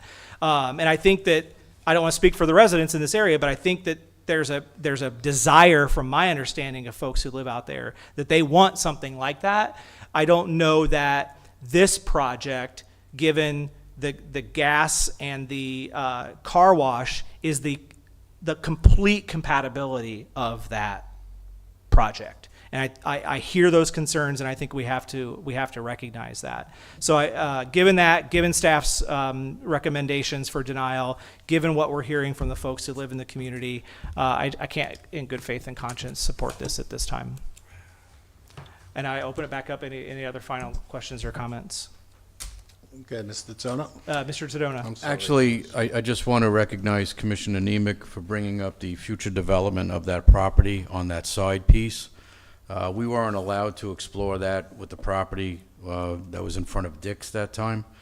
And I think it's important that this committee is able to ask those types of questions about future plans so that we could further quantify the impact on residents. So, thank you. Mm-hmm. Absolutely, Mr. Nemec. You're welcome, Commissioner Sedona. Since I am allowed, and I don't have to recuse myself, I do have some follow-up questions. I'm not here to beat you up, sir.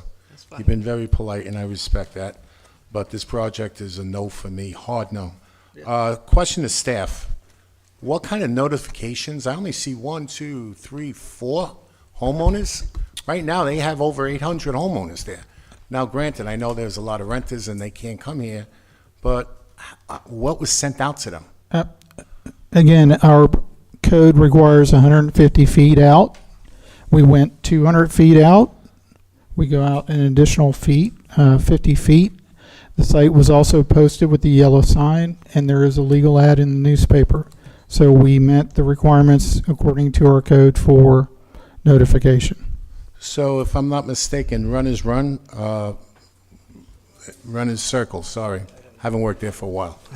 All right, Run is Circle was the only street that received these notices.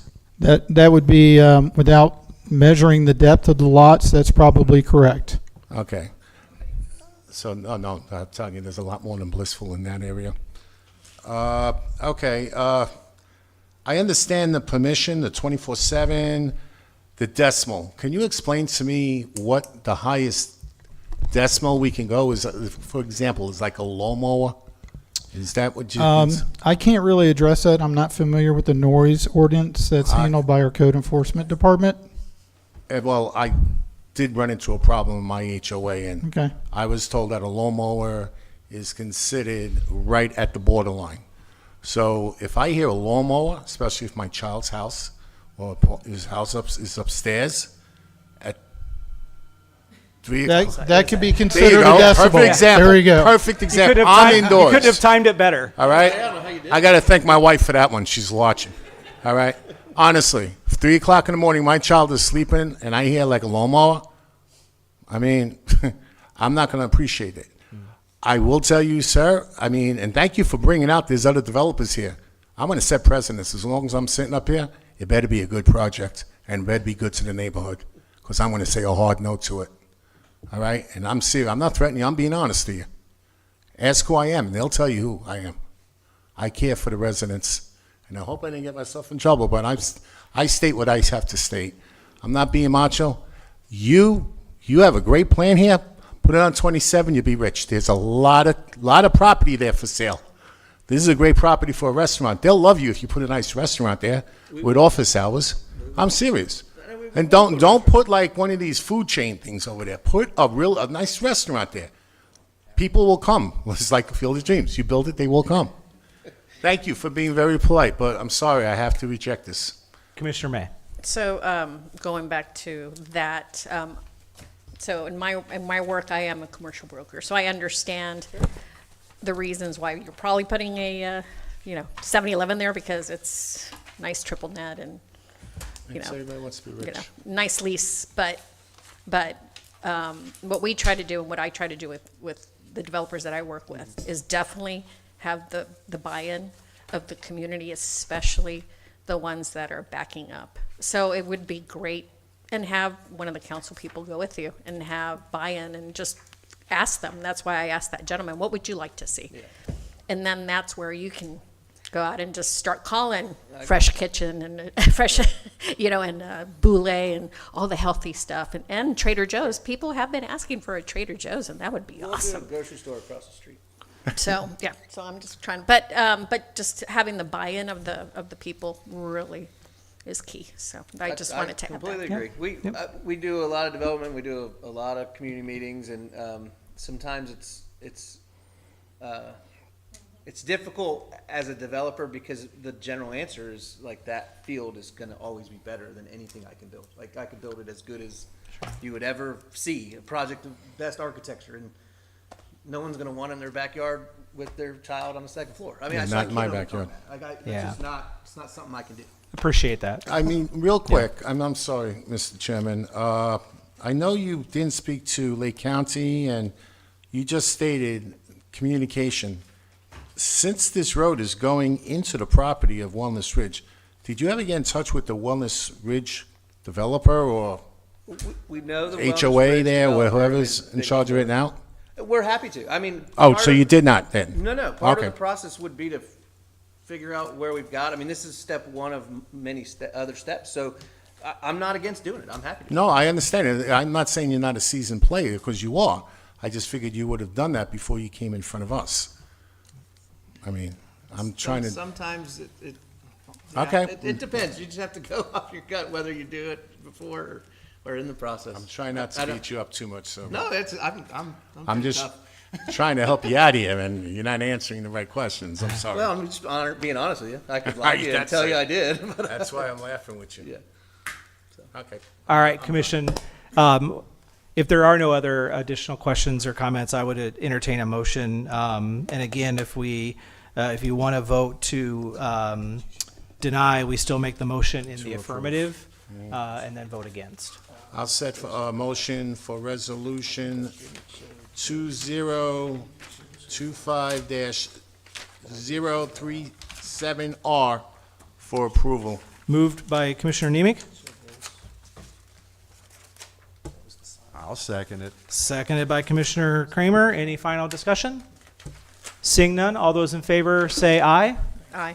Oh, sorry. This is a vote for approval. No. I would be for approval. No. Okay.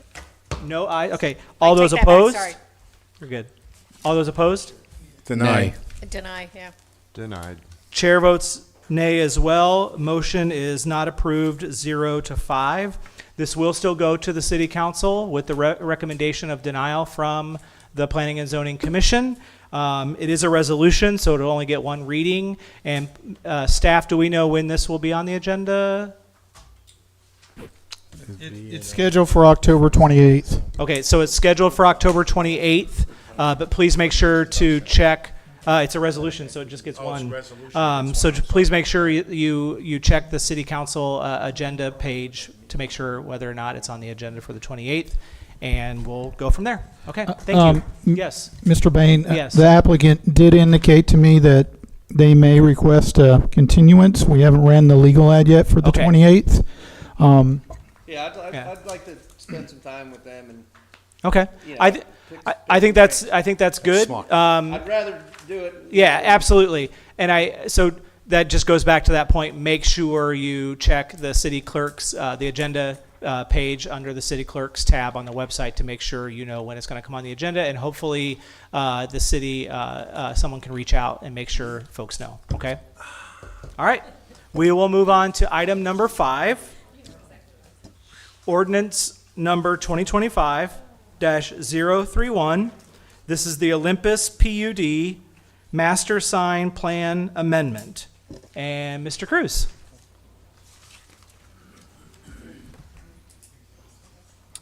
Good evening again. This is for the Olympus PUD Master Sign Plan.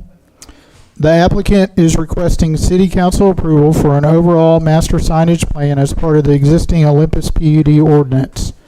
The original PUD was approved by City Council on May 14, 2019. The current PUD included a condition, Section 9, Item 1, that required specific approval for the master signage plan once it was developed. A comprehensive master signage plan has been prepared by Creative Sign Designs and has been submitted for council consideration. And outlined on the display is the condition from that PUD. And it talks about the approval from the City Council. In the middle is just a general location map with the star showing the center of Olympus.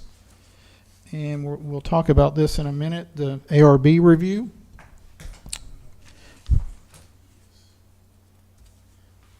The submitted document is quite extensive, encompassing 87 pages of signage applications within the Olympus development.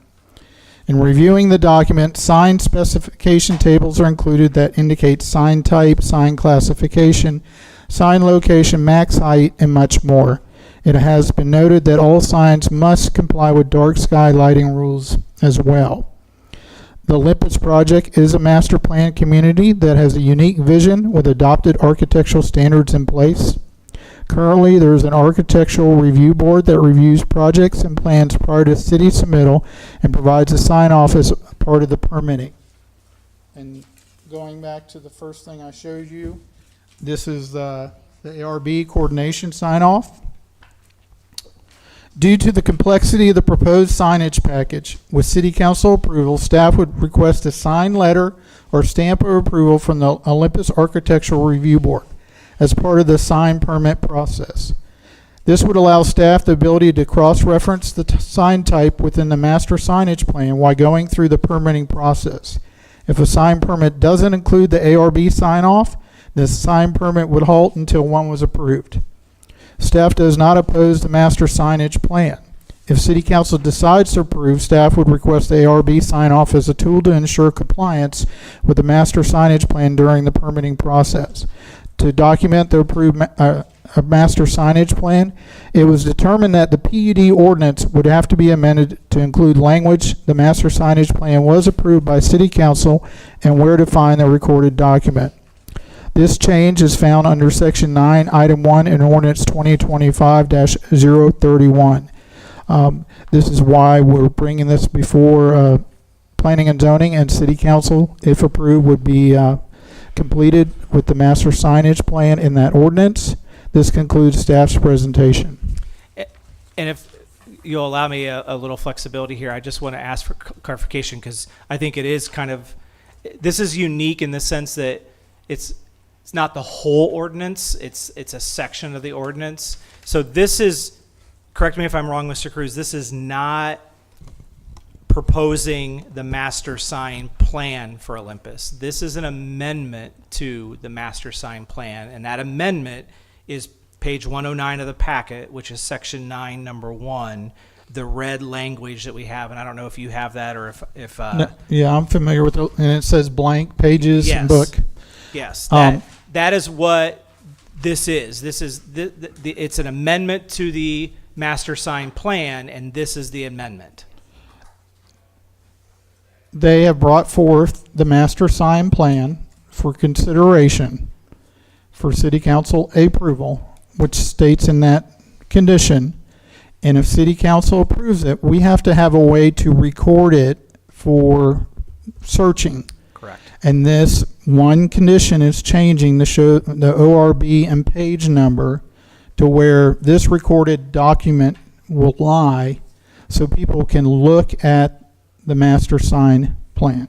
So to answer your question, it's only for this one specific condition for the master sign plan. Okay, that's what I wanted to clarify, just to make sure folks know, because it's a pretty heavy document, and it might get lost in there of what we're actually kind of looking at on that. Okay, thank you.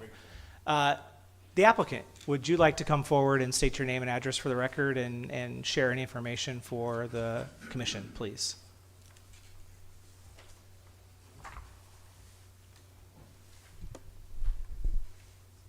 Got a scene change. Wayne's got the magic touch. Exactly.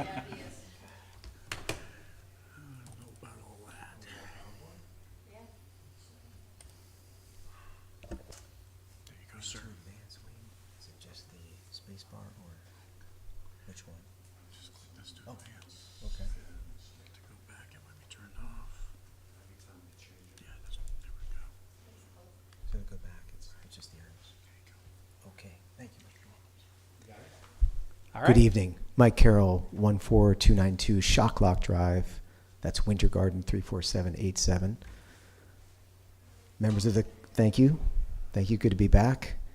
So, as I said, my name is Mike Carroll. I serve as the chairman of the Olympus Community Development District, which is a special purpose unit of local government.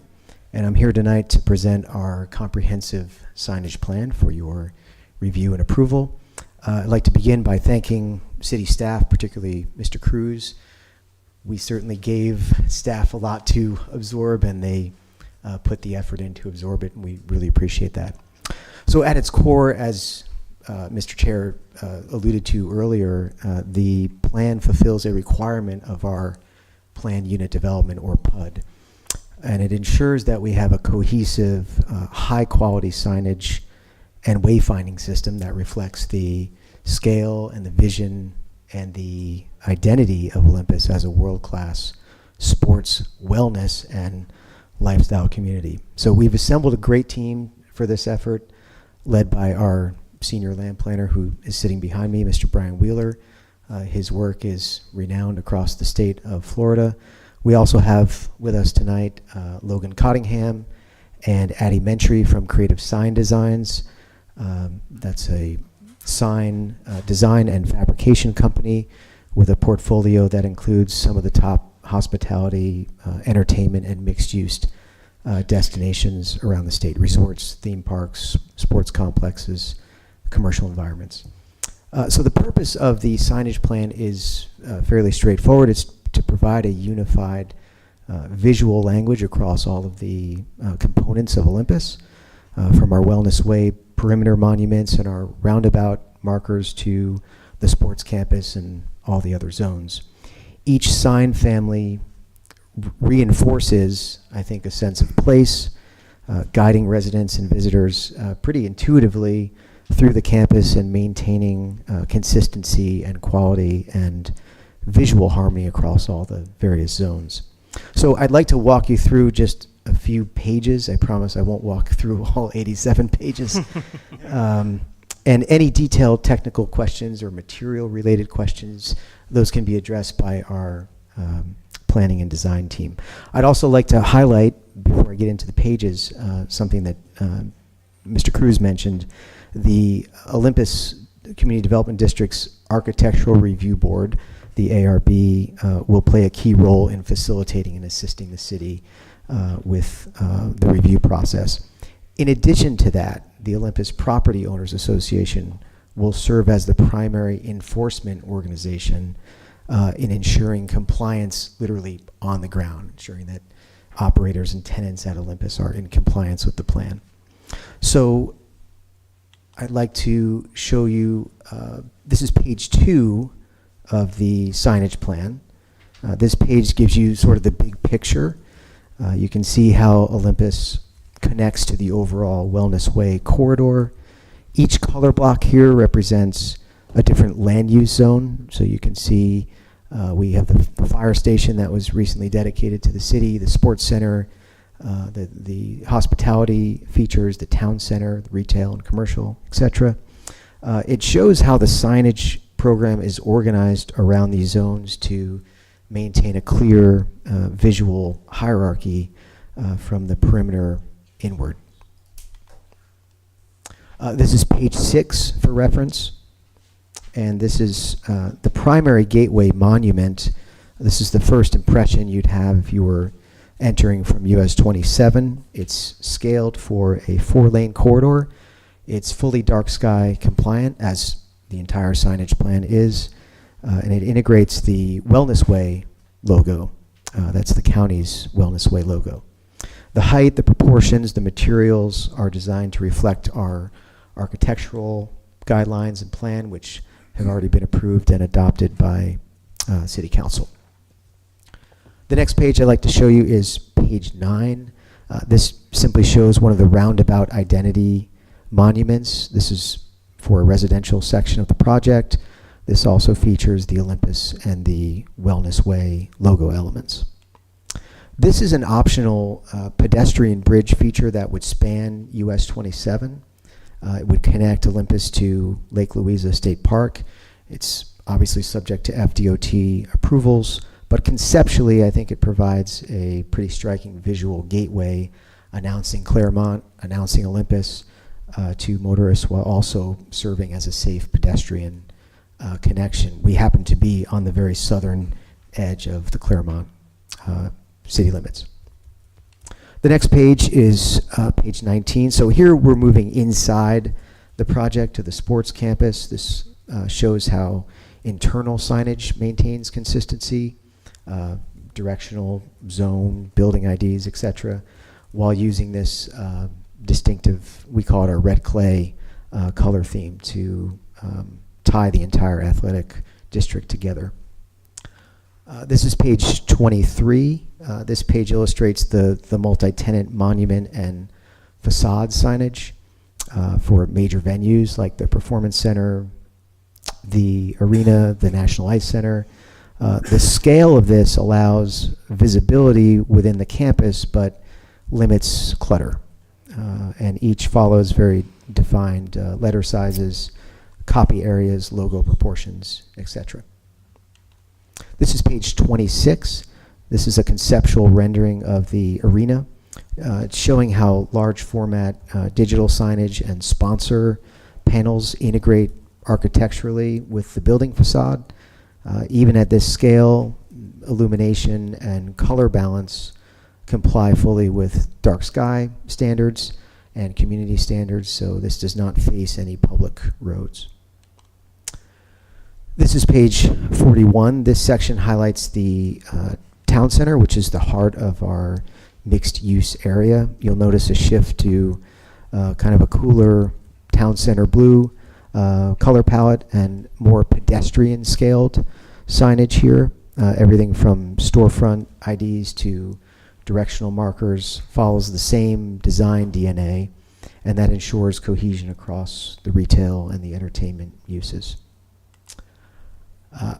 Finally, this is page 67. This introduces tenant sign guidelines. This is what ensures long-term consistency.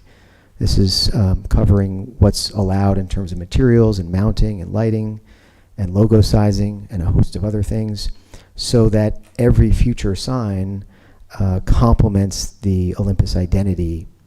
And it's really about maintaining long-term sort of visual integrity, so 5 or 10 or 20 years from now, the Olympus brand still looks intentional and timeless and cohesive. So on behalf of our team, we appreciate your time and appreciate your partnership as we continue to build what we hope will be a new benchmark for the city and for the Wellness Way corridor. Thank you very much. I have to say that was a very concise job with the size of packet that we had in front of us. So Thank you very much. Well, I give Brian credit on that one. He told me these are the pages we should focus on. So. yeah, so thank you. And if you would please just make sure you and your team could be available for any questions. Absolutely. Okay. Yes. At this point, we will open it up to anyone here in the public who would like to speak on this issue. Please come forward to the podium, state your name and address, and please limit your comments to this item and 3 minutes if possible. This is ordinance number 2025-031, Olympus PUD Master Sign Plan Amendment. My name's Dylan Torres, 15514 Firelight Drive. Even though I'm in the Winter Garden region, yeah, this affects like Winter Garden as well because this brings traffic on 50. 50 is majorly like coming up. I'm wondering if like inside Olympus, if they're gonna have like light rail, because we can look at like Camping World Stadium when they host events. Usually a lot of traffic builds up on a highway and everyone's trying to get off the highway, and then next thing you know it's backed up. I don't want that to keep like happening over here where we have more people moving in, more people trying to go to these events, and then like something like 50 becomes completely clogged and people start taking back roads. That gets clogged, and then we have problem after problem there, and then like residents like me can't get a Shine Plaza. People become late for work, and it costs a lot of like economic money that way. And so I believe something that would be useful is like, let's say with the between these venues, like if they're gonna have like a basketball arena or like the hockey arena, we should connect it through like some means of like rail other than just like cars or like biking, because I believe people would like to go from point to point B. Also, having some connectivity between like other cities, like with the theme park central and all that. If people want to go to theme park, come over to like Olympus, they would be able to take something like Brightline if we can work like a partnership with them. But the other thing I want to like highlight is the affordability of like homes. I noticed we're going to bring like mixed use development homes. Is it going to be like towards middle class, or is it going to be like more towards like luxury high end? And my last statement is for the architecture. I think we should push something for like the American architecture of what we see like in downtown Winter Garden. A lot of people I notice are attracted like old towns, and usually they designate these areas for walking. A lot of people just like the looks of it, and I believe that's like a timeless look if we bring that to like parts in Olympus, because we're going for like more of a modern design, but it doesn't like tell a story. I feel like with like American architecture, you have story, you have color there, and you would be able to uphold like all the way up to now, and for like future projects. That's all to say. Thank you very much. Thank you very much. Thank you. Is there anyone else here in the audience who would like to speak on this issue? I know it may seem silly, but I don't see anybody. So, all right, we'll bring it back to the commission, and we will start again with Commissioner Tadona, please. Can you come back to me, Mr. Chair? Sure, absolutely. Commissioner May.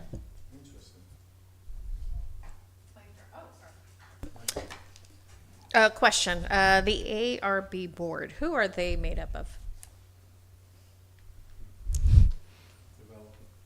Yeah, so the Architectural Review Board is myself, Brian, and Michael Carroll Sr. currently. Okay. And then you're saying you're the primary enforcement for Olympus, the ARB, in regards to the signage? Well, the ARB would review. So you won't have third party or just anybody else besides you all? So I'm sorry? you wouldn't have a third party, so it would just be you, yourself, the owner, the developer, and then the architect who's been working on this. And then I was just, just curious to find out who the ARB That's is. correct. Okay. That's the ARB. Can you explain to us what dark sky lighting rule means? That's above my pay grade. Do you have the right people to? And the only reason it's in here, it says it has been noted that all signs must comply with dark sky lighting rules. So it's just a question, just trying to figure out what that. Brian, excuse me, Brian Wheeler, 9822 Cypress Green Drive, Jacksonville. Dark sky is basically just not filling up lighting that constantly you can't see the stars at night and everything else. So it's designed to low-level lighting, just backlit, and to preserve the sky for nighttime. So that applies to the arena lighting. So all lighting, or just specifically to the buildings? Street and the- lights and everything. Got it. Okay. Yeah, I think that's all. Those were just the questions that, since you were going over that, didn't have any definition to. So I appreciate it. Thank you. Thank you. And I believe Groveland, the city of Groveland, has initiated some dark sky compliant lighting. And I think, to put it in the simplest terms, the light shoots down more than it shoots up of traditional lighting. And the shields shield it down instead of out and up. It's shields more straight down for that lighting. There's a lot of coastal communities that have it because of the sea turtles. Yeah. Okay, great. Yes, exactly. Light pollution. Yes. Commissioner Nemec. Well, first of all, I'd like to say nice seeing Brian and Michael again. I mean, I've been seeing you for years, and I'm waiting for this project to take underway, but every time you come up here, I have questions that you bring to my attention. Brian, the night lighting, all right, you all going to have an arena there. This ain't going to be like Vegas, right, where you're going to have those bright lights that go up in the air that, being attracted, right? And that's in writing, right? Okay, good. Perfect. Because, you opened yourself up for that one. All right, John, staff, Mr. Cruz, I'm sorry. I know their setbacks are way off than ours. I know their stories per buildings are way off than ours. How much is their signage? Way more than ours. I'm looking at over 17 foot on a sign. In terms of the signage, excuse me, staff did go through it. Signage is definitely not our expertise internally. That is why we felt that, the end vision with the ARB board in place has a better vision than staff does. That is why if city council agrees, the ARB sign off, we would take that and check it with what's approved. And if it doesn't line up, then they would not move forward in the building permitting process. But to answer your question, there are definitely outside our usual signage code. What's the highest sign we have in Clermont right now? Do you remember? The highest, like height? Height-wise. I'm not talking on top of a monument either. I'm unsure, other than maybe the hospital. Okay. Maybe. That's the answer I was looking for. Maybe. So I can answer some of that. Yeah. So some of the. Can we just get your name for the record, please? Thank you. Elementary, 13266 Bird Drive, Odessa, Florida. Thank you. So some of the discrepancy are waivers from the code. So for commercial, they're allowed 8 to 12 feet in height. Some of ours are the most are 17 feet in height. Some of those are the kind of beacon perimeter signage, and they not only feature Olympus, but we also have a wayfinding aspect. And so in order to ensure that there is proper wayfinding and also, you know, the branding, especially along the perimeters, that's why those were designed that way. As far as like sign area, there's like for commercial, there's 32 to 64 square feet. Our maximum is 85 square feet, so about 20 square feet, give or take, and some of that is dead space. It's not all copy area, but that's because those are designed, as Mike said, with like certain letter heights for visibility wise, for certain miles per hour on roads, and certain distances that you're driving. So those are, I personally don't think that we have designed this. We've wanted to stay in line kind of with the spirit, but also recognizing it's a regional attractor, Fortune 500 companies, you know, regional for sports and wellness. And so we wanted to kind of ensure that, especially those perimeters, we didn't think that the city's code really allowed for the type of signage that needed to be here. Okay, good. Yeah. Since you brought it up. Yes. Okay, I know there was a big thing about signage, especially with the electric signage a couple of years ago with city council and us. There will be no flashing, no strobes, and nothing like that. No, sir. All No, right, sir. because are you on the ARB? No. All right, maybe I should be asking the ARB this. Will you be putting a void on that? Because that's a no-no in my eyes. Especially when you're driving out 27 and you know how they drive. Yeah, no variable messaging, flashing Okay, lights, strobes. or perfect. any Thank of you, this. Brian. Yeah. Appreciate that. All right, and since you brought this up, this Epic Arena, that's signage, right? How high is that going to be?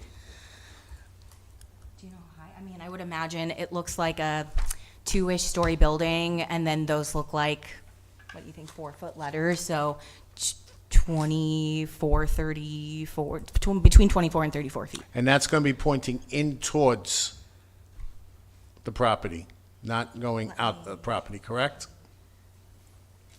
I'm just, Okay, I, no further questions. Okay. I got my answer. That's okay. I was looking, I wanted to make sure. Trying to get that up on the screen. Thanks, Brian. It's okay, you're doing great. That is here, right? This is the No, no.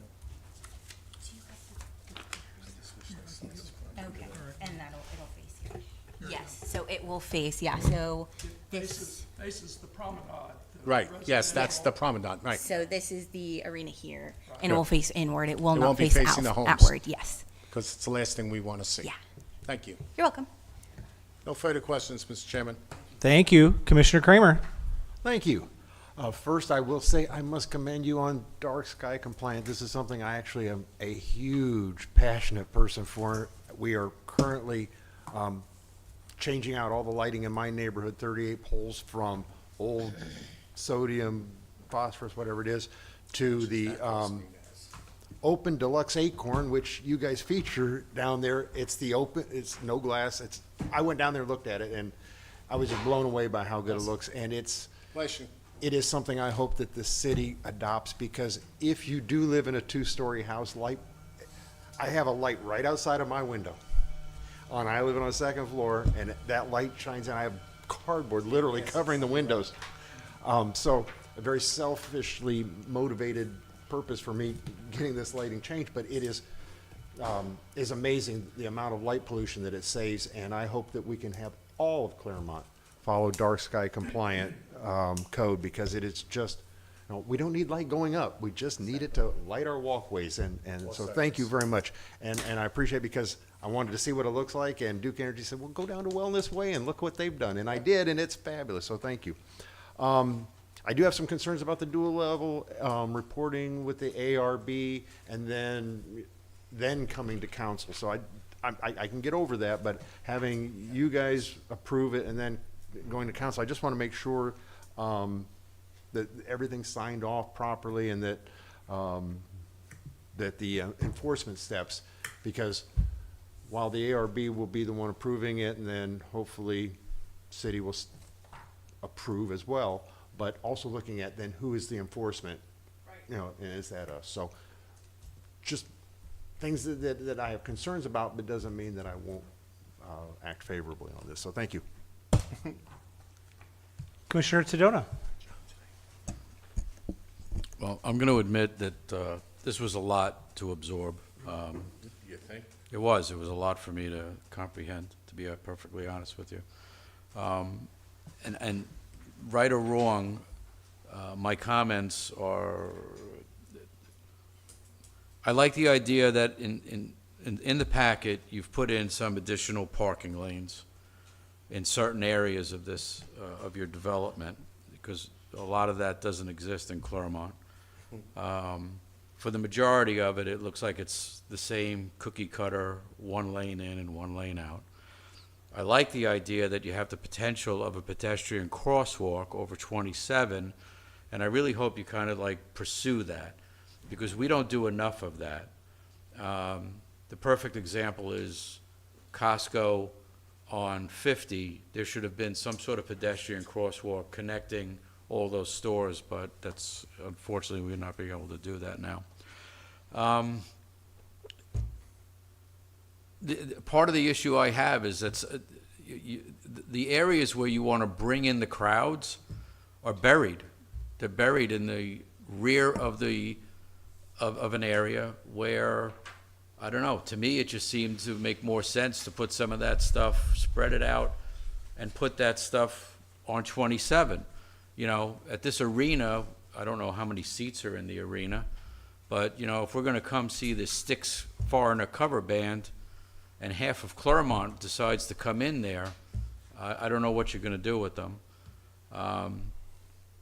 From a safety standpoint, thank you very much, and I give you props for considering an FD-PD substation, but it's buried in the corner, where maybe if that was somewhere centrally located so it was equidistant to get a response in that area, that's one thing, but you buried it in the corner for some reason.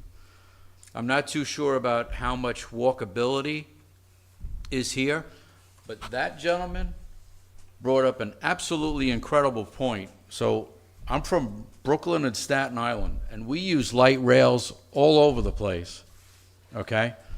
And if anybody was thinking, and I'm sorry, there would have been a light rail on 50 and 27 that could go from Clermont to John Young, because that's where I work. But nobody wants to think that way about moving people. Then you've got something that's moving people. There's less traffic on the road, whether it's free or whether you use some sort of easy pass or whatever.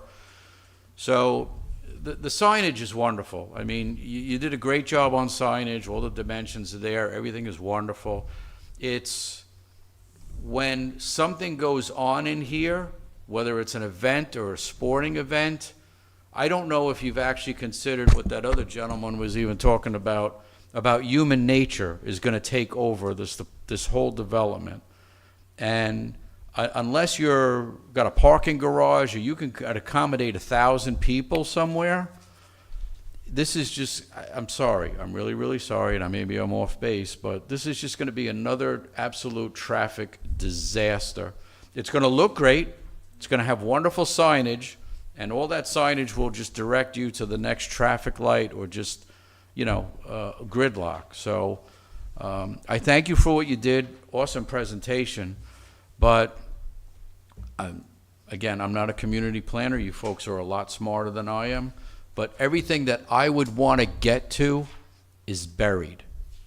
Whereas opposed to, even like we said about that 7-Eleven, if it was just somewhat different, where I could walk to it, I could walk to that arena, it would just make more sense to me. So I know I'm probably off the beaten track on signage, but it's,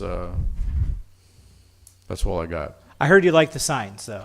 I like the signage, but I mean, you know, if I'm standing in, if I'm sitting in traffic looking at the same friggin' sign to get to the arena, and then when I get to the arena, I got no place to park, that's a problem. Yeah, no, I hear you on that. And I think that, I'm sorry, I don't want to interrupt. Are you, okay.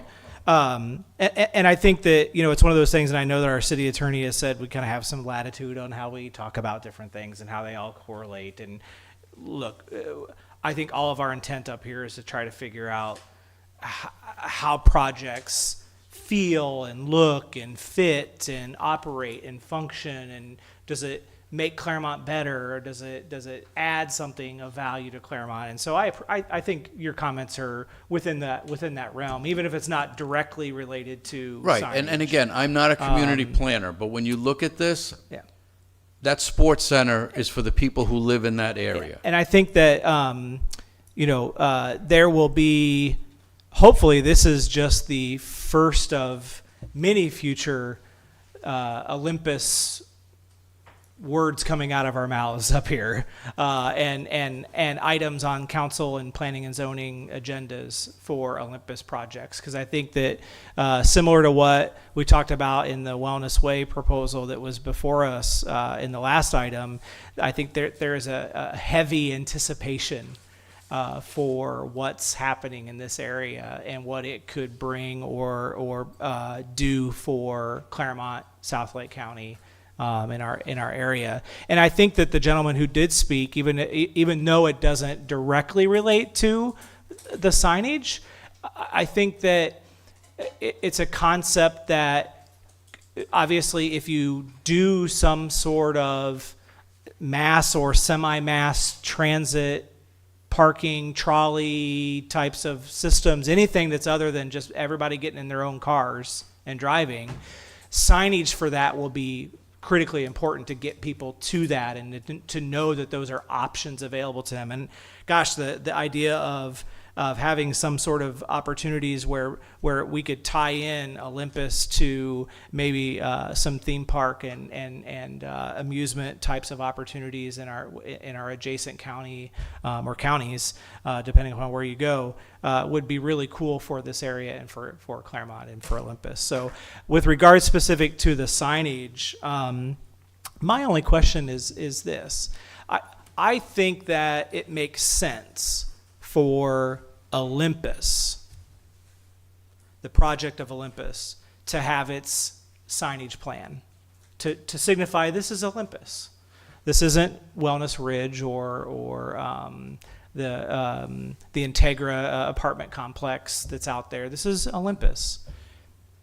But how do you intend, or what kinds of conversations have you had about making sure that there is some sense of congruency or just natural fit and feel, that it doesn't, we want it to stand out, but we don't want it to stick out? Does that make sense? And I guess maybe what kinds of thoughts or conversations are you having with the other developers in that area to look at and to share, here's what our signage might look like, what is your signage going to look like, and how can we make sure that we have some semblance of congruence and connectivity in that whole area? Because at some point, when probably we're all long gone, people are they're going to view that area as the area, and not necessarily as, well, this was Olympus and this was the old Arnold Farm and this was this, that historical knowledge may not be there. And so, long question, really it boils down to what kinds of congruency and conversations are being had there to just tie it all together, that whole area, but also Olympus itself. Yeah, great question. I appreciate all the feedback from everyone here. We have had lots of conversations with the city, the county, other developers in the area. We took great pains to integrate the Wellness Way identity into our own signage plan. So we were very cognizant of that. We wanted to create our own identity, as you said, but also feature the broader concept here. Okay. So we that was our goal at any rate. I think we accomplished it, but. And I think you showed that some with the Wellness Way County logo and including that in some areas, just to help signify that this, while it's its own unique entity and project, has some connectivity with the overall area and projects that make up this section of Lake County and Clermont. Absolutely. Okay. we've always been about the area from the very beginning. I mean, the fact that we put the project on hold to make sure that our traffic prop share payments went to the Wellness Way area, I think is a prime example of that. We're always thinking about the broader context and you know, how we fit, how we're just a small part of it. And I think my concerns are quelled and calmed with regard to the ARB process and staff being able to directly look at where that's filed and be able to say, okay, this is what you say you're approving. We go back to the plan. It meets the plan. It goes to council. Council gives it its final blessing, and we're good. And we're not sitting here going, well, does that actually meet subsection 1 of page 2 of paragraph 4? And there's an election and the council changes, and that's a different perspective the next time you come back. So I think having a plan and then having a process and then having a review of that process before it goes and gets the final approval is a way to ensure longevity of connectivity and consistency. Absolutely. So I appreciate that. Thank you. Okay. I don't have anything else. Anyone else? Commissioner May? Just jumping on the ARB again, where does it define what you all do? Because we know who you are, and you already said who you are. It's going to be you and the gentleman behind you. When but you say what you all do, I'm not like sure. the definition of what is there any definition of an ARB in any? Because sometimes, like for instance, in our code, Yes, it's there part are of the- duties of what we do. There's duties. So is there something in writing or where it says this is what an ARB does? Are you with looking the for duties? guidelines? May I help- Guidelines, yeah. May I help you on that one? Guidelines? Yes, guidelines, thank you. So, I don't know if it's a procedural question or kind of what are the specific architectural character components of it. So there is a set of architectural design and development standards that are referenced in the PUD. So they're required when we contract anybody that's building something, they are required by contract to go through the ARB process before they come to city council or try to start changing things. So, and we're gonna have a commercial property owner association. So those written words, that last sheet, is where we get into a gift to the street. You know, where the shop owner decides to put a little decorative card or something and it's great, but, you know, the marketing and merchandising, all of a sudden it turns into, well, there's all kind of stuff, there's outdoor sales, there's prices on it, it gets too much. So that level of control will be actually by the Commercial Property Owner Association. But the initial approval will be by the ARB to make sure all of this is consistent and we don't rethink it every time we come before city council over a 10-year build-out period. Yeah. Thanks, Brian. Okay, thank you. Anyone else? Yes. Yeah, I just, quick question, well, actually, two answers. Now, Mike, when are you gonna really break ground on this? I mean, I know we're ironing through a lot of stuff. I mean, somebody please answer that. There's several answers to that. When we put this original PUD together and the phasing, it was based on a report we had from the city, from their consultants, Tetra Tech, I believe, looking at the capacities for water and sewer and where the main trunk lines were gonna come from the city services. Because we annexed into the city as part of that utility access. And we were reassured it was coming down 27. It ended up coming down Wellness Way, Schofield, at that corner. So we had to engineer phase 5 to get the sewer and water to phase 4, engineer fully phase 4 to get to phase 3. So we've spent an awful lot of time engineering and permitting stuff, and it's delayed the vertical construction for some of the commercial areas. And the We're sport. past that point, but, right, Brian? What's that? Are we past that point now? Just about. Just about? Yeah, it's under construction, the water sewer. Okay, so we're within waiting for that to Olympus, get done, then we could start to get to the lift to the meat and potatoes then. Yep. All right, and second thing is, for the gentleman that came up before, asking questions on connecting, Believe it or not, Wellness Way is going to be connecting, once it gets connected, to 429 by the Independent Way exit. And to the south of it, there's going to be another, it's called a new highway. All right, so there is going to be transportation to this development. And trust me, the county saw this coming in. So we're trying to make to your needs, all right?